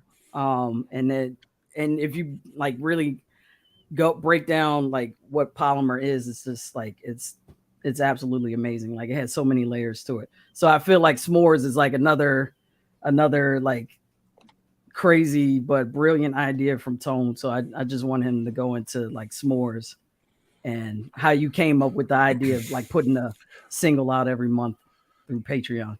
Okay. First of all, thank you. So basically, yeah, I'd seen like a lot of I've been around the Patreon space for a while. I got a couple homies that started Kind of Funny, and that's like the largest video game channel on Patreon. Those motherfuckers are, I mean, it's insane. Like they're selling out 1,000-person venues to do a podcast on stage. Like wow. They did all that shit on Patreon. You know what I'm saying? And so they've always been trying to convince me to, you need to get on Patreon. You need to get on Patreon. And I just never saw an avenue for musicians to really work the platform, and essentially for anybody that's not familiar with Patreon, it's a subscription service. It's as Lucy put it, it's OnlyFans for music. So I was like, oh, so wait, yeah, you know what I'm saying? Yeah, it's like, okay, so that makes sense, so it was like with the streaming economy the way that it is, you get paid so fucking little on Spotify. It's like literally selling one CD is far more than you're going to make off a stream by multiples, So it's like, if we could just get X amount of people to sign up for the subscription service, you're making fucking, 100 times what you would have been making off Spotify. So it's like, why don't we just try to build out this thing? And how do we do it? How do you freak the platform as a musician? And what do they always say? You're always selling your story. You're always selling your story, And with Polymer, the whole thing was, let me break it into pieces and sell the anticipation. Because that way you can drag out a pre-order as long as you possibly can. You're getting income as you're creating the project. The income is funding the creation of the project. And then when you put it out, you're making money on the back end too. So like it's all the layers you need in order to be, profitable as an artist for your project. So the format we came up with was, let's do a song a month. People are following the story month to month to month to month. And then at the end of the year, we're going to collect it and put that shit on Spotify. Now all the fucking casuals can go listen to the music, but the diehards support it all the way through and they get that shit for free. And now when somebody new signs up, they get a free album. Right. Nice. That's hard. You feel me? So it's like Nice. that format and that sequencing, it fucking worked. It worked really, really well. And we're going to continue to do it. And we're going to keep building on it. And meanwhile, she's still putting out records that aren't attached to the Patreon. So like the casual audience and Instagram and all that shit, we're still doing all that. But the hardcore fans, the people that are going to show up at the club in 30 years in the basement, they're the ones that are on the Patreon right now funding the creation of the art. And I think that's super important. The next step is getting off Patreon and making our own apps, because these platforms are basically just milking creatives, you know? Well, so, yeah, I mean that and I like it's a lot of politics to that shit, man. Like, because once you get I'll say this real quick, then we're gonna go into final thoughts. Once you get into that, then it's always some big fucking company buying these goddamn apps, and then now it's all about making money. If they see this is profitable, oh, word, like YouTube. YouTube is a perfect example. Shout out to YouTube. You know what I'm saying? Not gonna get too much into it. You know what I mean? But yeah, because I just realized. Yeah. So we're gonna get with that. But let's go to final thoughts. For final thoughts, I'm gonna do something a little different. I'm just gonna end it off with a question. Very simple final question. Let's start off with you, Tone. To any of the young producers that happen to watch this episode, what would be your advice to them? Don't be afraid to make the music in your head. Simple as that. Like, stop trying to sound like other people. Stop trying to make your version of somebody else's beat. Make the music that's in your head, make that shit. And just go where your heart tells you to go, because otherwise it just ends up a lot of copycat, derivative shit that we've heard a million times, and you're probably not going to stick out that way, So yeah, make music with your heart. Right. Cool. Sanity, I ask you the same question. To any like young upcoming producers that's watching this show right now, what would your advice be to them? Never be afraid to fail. Fail as much as you possibly can. That's the only way to win. Literally. Most people want to start stuff and they don't start stuff because they're afraid. And I'm like, yo, always look forward to failing, because eventually you'll succeed that way. Okay, cool. Advis, I asked you the same question. Do the work and the knowledge and research, and really know what's happened before. So then, not only saying that you're gonna continue to create the same thing that's there, but so you can mesh things together to create something, new and innovative. Mighty Joe, I asked you the same question, man. Keep going. I couldn't program drums well probably my first 5 years. Just keep I was terrible at drums. Like, terrible. Just keep going, develop your sound, like my man said. Do the research. Like, people have so many advantages with YouTube and things like that. Like, that it's crazy. You can build a plane looking at a YouTube instructor. You know what I mean? It's crazy. So just keep going, keep working. Yep. Definitely. Hey, damn. That's a fact. Steph. Man, I don't know. Yeah, that's the first for me. You know what? I mean, I've been producing since I was 16. You know what? It takes time. You gotta, definitely listen to the people around you. The folks that are doing it better than you are, and keep working until you get to a level that they are even better if possible. But just take the time to soak it all in. You're not gonna, go back to your old material and see how far you've come from that point. Because I have my stuff on cassettes, and I listen to it now, and that was stuff that I recorded on DAT tapes, and I'm like, Jesus, this is horrible. Terrible idea. There's sparks of potential in it, but I'm so much better now than I was back then. Like, just it's gonna take time. Just be brave, put stuff out there, and just learn. Just continue to learn along the way, whether it's good feedback, bad feedback, what have you. Learn along the way. That's what's up, man. Like, damn. Always be a yo. Yeah. Ramos, I know you're not in the production or whatever, but all right, I'll mix it. I'll remix it for you. You. No editor and producer. You see what it says right there? He got Yeah, but does he make beats? Does he produce tracks? I'm a consumer of art, right? So I can say one thing. Fuck it then. Make me fucking do something. No. Putting bullshit out there. That's my advice. No, let me qualify him because Eric has given me ideas before, and they're great ideas. Right. Like he has a producer's ear. So I'll give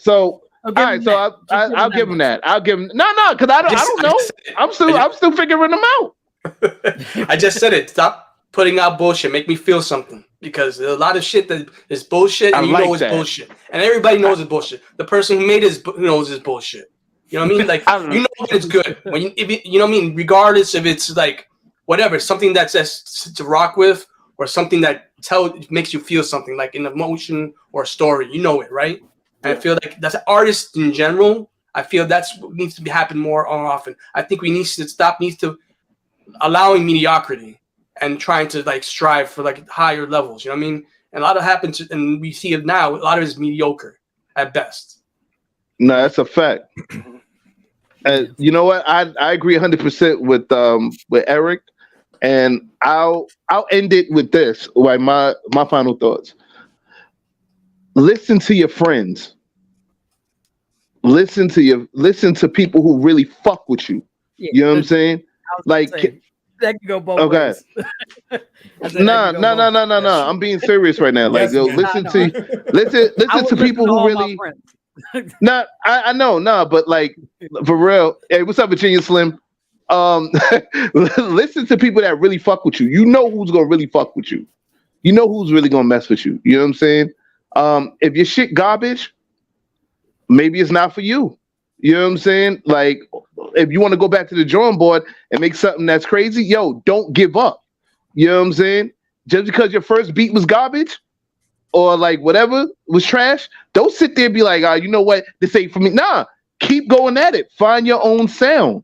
You know what I'm saying? Be your own motivator. Don't listen to them hating ass people, even if they in your family. I don't give a fuck if it's your parents. Don't listen to none of them niggas. Keep doing you. Keep going at it. Keep like striving to be the best version of you. You know what I'm saying? Like, and most importantly, love what you do. Do not do it for no fucking financial gain. Don't think about it like how half these rappers be saying, oh, I did it just to get out the hood. All this other shit. There's other ways of getting out of the hood and all that other stuff, man. But do the music because you fucking love it. Like Eric said, give us something that we can feel. You know what I'm saying? Stop being a part of the rat pack out there. You know what I'm saying? Because I'm going to let you know your shit trash. Drake, your shit trash. Fuck out of here. I've been the Drake hater since the nigga came out. And I ain't changed. Fuck out of here. I agree. Trash, but at least some of the stuff's okay. Sometimes his singing shit is alright. So I ain't gonna hold you. But I don't understand how someone could say that they came from the underground and your uncle and father like literally played for Graham Central Station. I'm just saying. He came from the Grassy. That's where he came from. He came from the Grassy. We all know that. He was on. I don't give a fuck. I don't give a fuck if they played with. I don't give a fuck if they played with Motown. You know what I'm saying? Like, I don't fuck with him. Like, and that's it. You don't see Rick James saying that. He never said, "Oh, I came from the underground." Like he had because he's dead. Uncle. Thank you, Tono. No, but tone that nigga.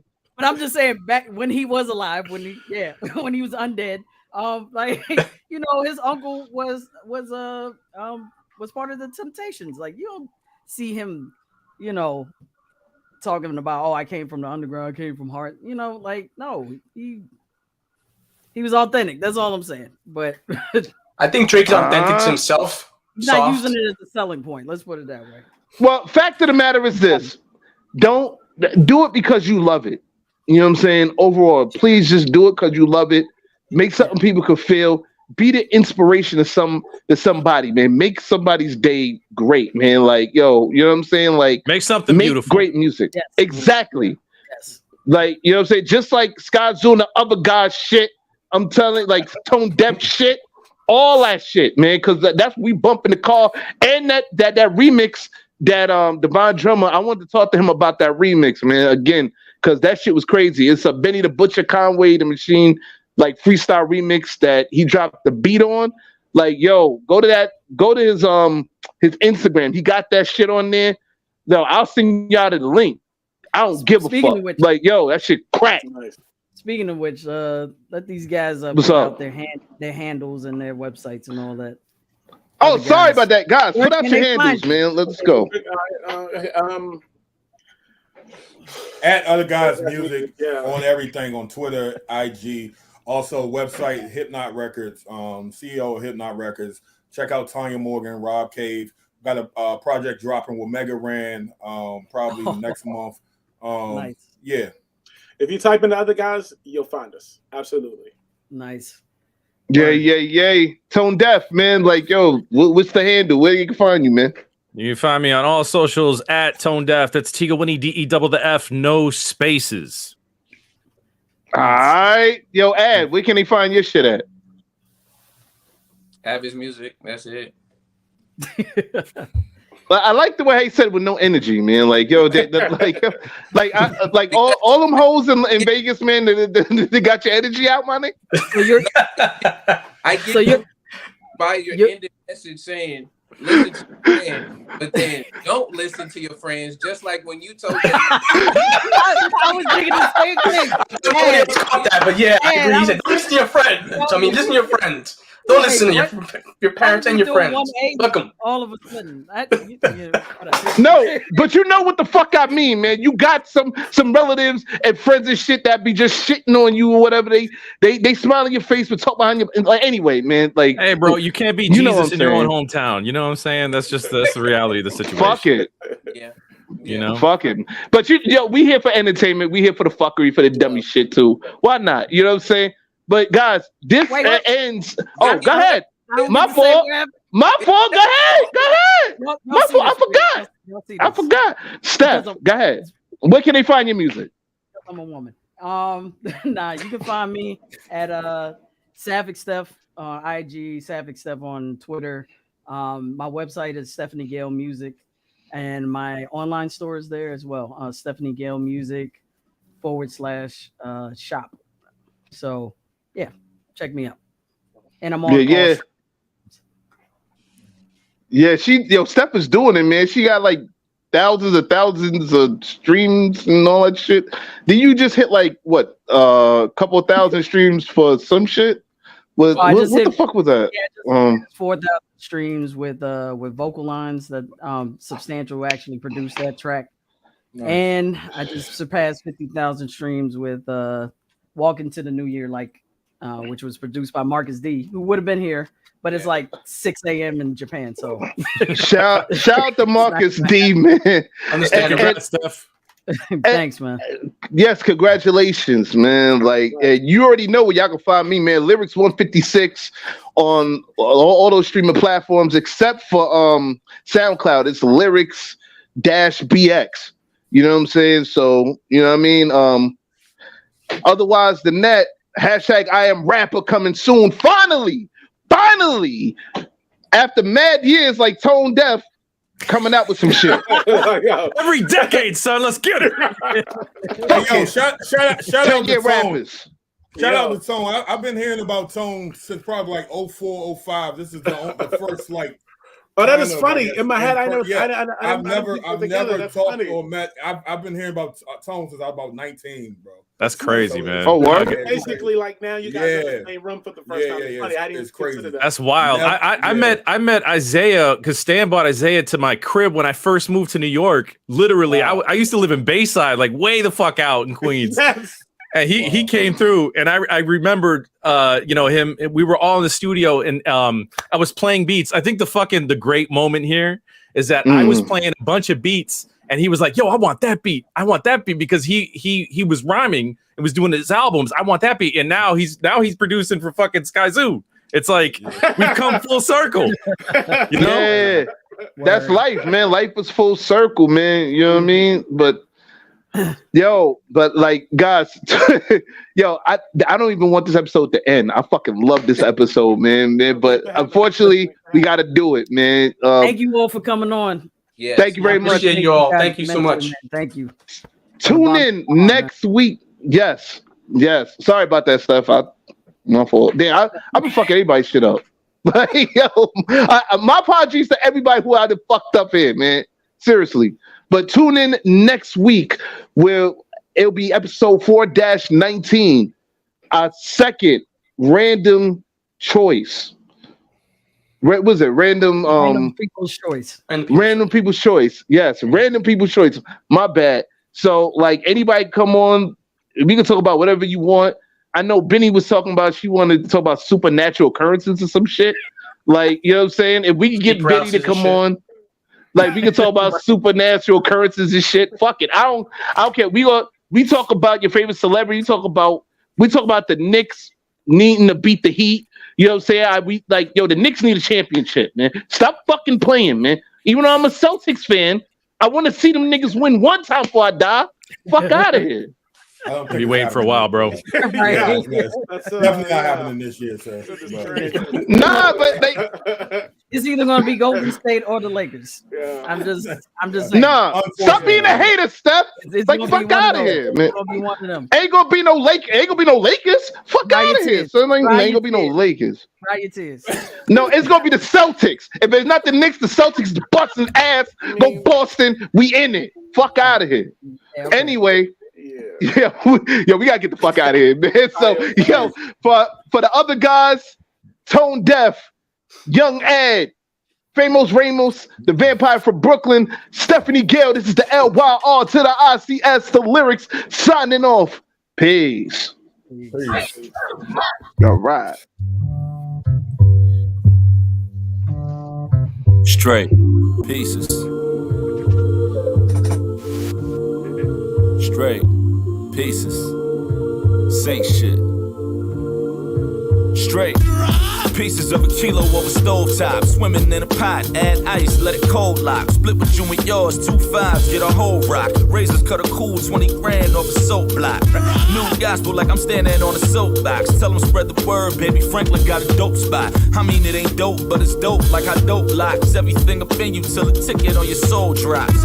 Most fear what they don't understand. The coast clear, baby, open your hands. I see you interested. Rumors got you eager to dance. You need a stem with it. You can thank me in advance, don't even mention it. Started on consignment. Black market is black bargain. 3, 2,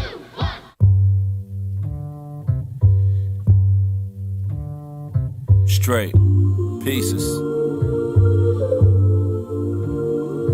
Straight pieces. Say shit. Straight pieces of a kilo over stovetop. Swimming in a pot, add ice, let it cold lock. Split with you and yours, 2 5s, get a whole rock. Razors cut a cool 20 grand off a soap block. New gospel like I'm standing on a soapbox. Tell them spread the word, baby Franklin got a dope spot. I mean it ain't dope, but it's dope like I dope locks. Everything up in you till the ticket on your soul drops. Most fear what they don't understand. The coast clear, baby, open your hands. I see you interested. Rumors got you eager to dance. You need a stem with it.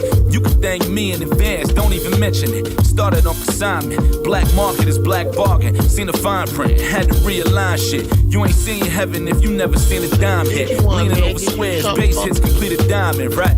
Got it working. And ask me and Claudia juggling bottle service. Keep it behind the curtains. Ain't a Lenny or a Ray Ray that can interrupt a payday. A bag will make you cut off your nose and try to save face. A bag will make you body your man without the melee. You ever need some ends, you know where to find pay grade. Sweetest dream hitting as long as the sleep missing. If you ain't cut for it, I'm guessing we bleed different. Straight drop, yeah. Got it now if you want till I bring it back around all up front and call it straight. Circling around till we done. Yeah, pop whipping round till I'm numb. I call it straight. Got it off the ground from the jump. Yeah, bet I got the town in the tuck. I call it straight. God levels in the town when we up. Yeah, I done made a crown, not a dust. I call it straight. The magical rookie who talk different. Making Laker gold off flour and raw whipping. Introduce the white to the white, the Minaj kicking. Try and get this roster to move like Norm Nixon. Christmas time, I'm in the back of a warm kitchen. Jingle bells blaring, rocks as big as a pair of jingle bell earrings. Stove on pivot, mason jars everywhere. Home turn to visits, locked in, knowing the key to this shit is rarity. Us being the only ones with it is all we care to be. Everyone in tune, but Louis the one who hearing me. Could need a crown in her size, but ain't no heir to me. Therefore, I'm in a space to breathe clearer now. Cause Lee got eyeball the work, he just stare it down. Talk into it, promised him in due time. Silly me, look at how it flew by. I mean, who knew I'd meet a wizard? Believe what the wizard tell me. Spoke soft, but his speech was taller than Wizard Kelly. Word to my own proud family who put their hand to me. Boomeranger with a vote beta where we handed keys. Oh, you want 3 this time? Seeing through them numbers, I can Ouija lines. Plug running through a funnel, how I be with mine. Pipe work, the Mario Luigi kind. Duck hunting on these birds when the scene arise. Light work, with lamps in between the blinds. Turn the city into Thriller with this beat of mine. The same drum read, stuff it in and sneak it by. For real, so picture me comparing the look on a junkie face to the look on my mama face with our money late. And we mirror to mirror, it's no cutaways. So excuse me for choosing to peek the other way. Drive, yeah. Doubt it now if you want, till I bring it back around all the front and call it straight. Circling around till we done. Dead pop whipping round till I'm numb. I call it straight. Got it off the ground from the jump. Yeah, bet I got the town in the tuck.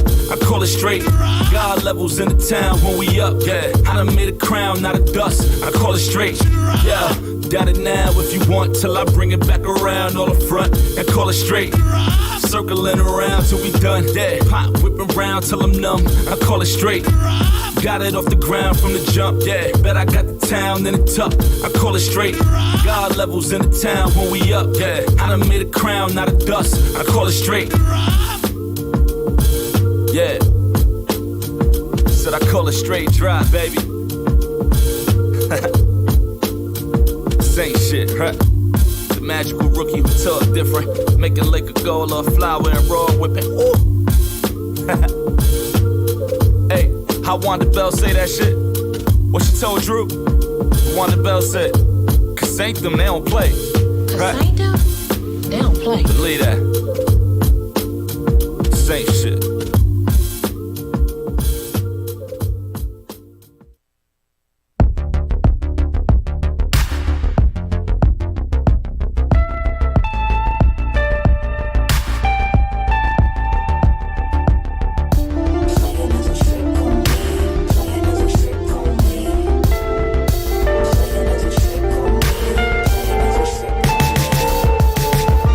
All that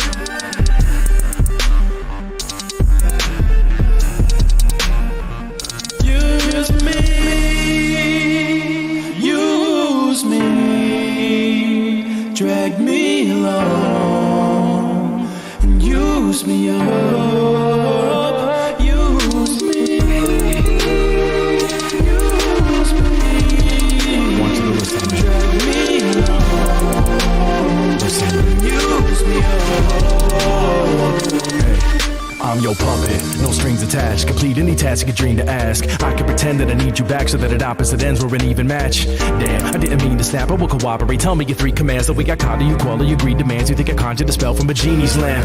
Hey, somebody gotta be the master on a team that's captains on the seas commanders. Honestly, I'm glad we're letting you lead the path, so I'm willing to sacrifice all the scenes you're after. I'm kinda fond of the Legion Act with all the schemes and plans. My self-esteem is damaged, and a hunter never questions an easy catch. It didn't take a documentary to teach me that. Now, I'm seeking a pattern and it's easy to add it, but never know when to leave it. It's better to keep it from happening. Inevitably, the reason you pass with sneaky tactics is some karmic revenge from a seedy past. Now, I can't help it, I'm free but I'm trapped. A black pelican whose wings have been snapped, and you're selling pics to people to keep me intact. Abuse me.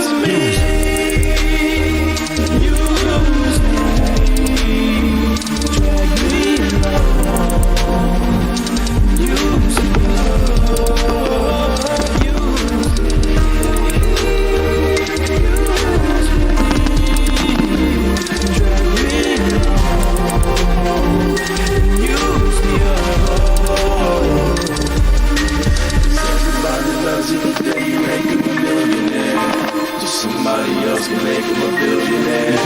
So somebody else can make him a trillionaire. The sea can take away the things they want, but we still So, did you get everything your heart desired? And is there anything you want revised? Cause I go right into the fabric of my being to the threat of me is casually tossed aside. Sick and tailor me to cater to your whims for an awesome price. It costs his pride. If you can live within a minute, spin the grip, sticking around for the gifts like a mobster's wife. Right, I don't wanna bring your flaws to the light, cause I'm partly responsible. Like, if I ever stumble in the wake of all your lies, I know without a doubt I wouldn't even stop your stride. I wish I was somebody more like you with no conscience, driving the darker side. I still appear half sane, but it's too late to be launching a fucking smear campaign with the markers dry. I'm feeling a bit lost inside, though I thought I was holding my moral compass right side up, but my mind's kinda stuck. Decided if I should draw the line at the crossing sign. So which way is it wrong, is it right? Switch daily as long as you like. Hit play in the song, you can call me tonight. Use me, use me.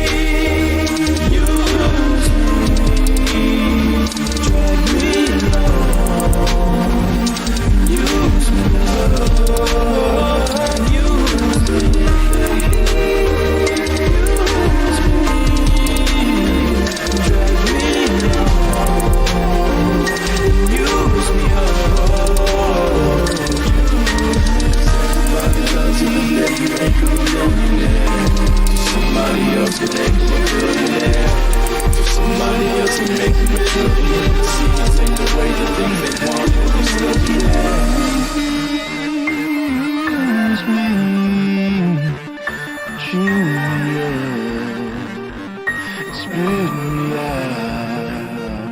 Use me.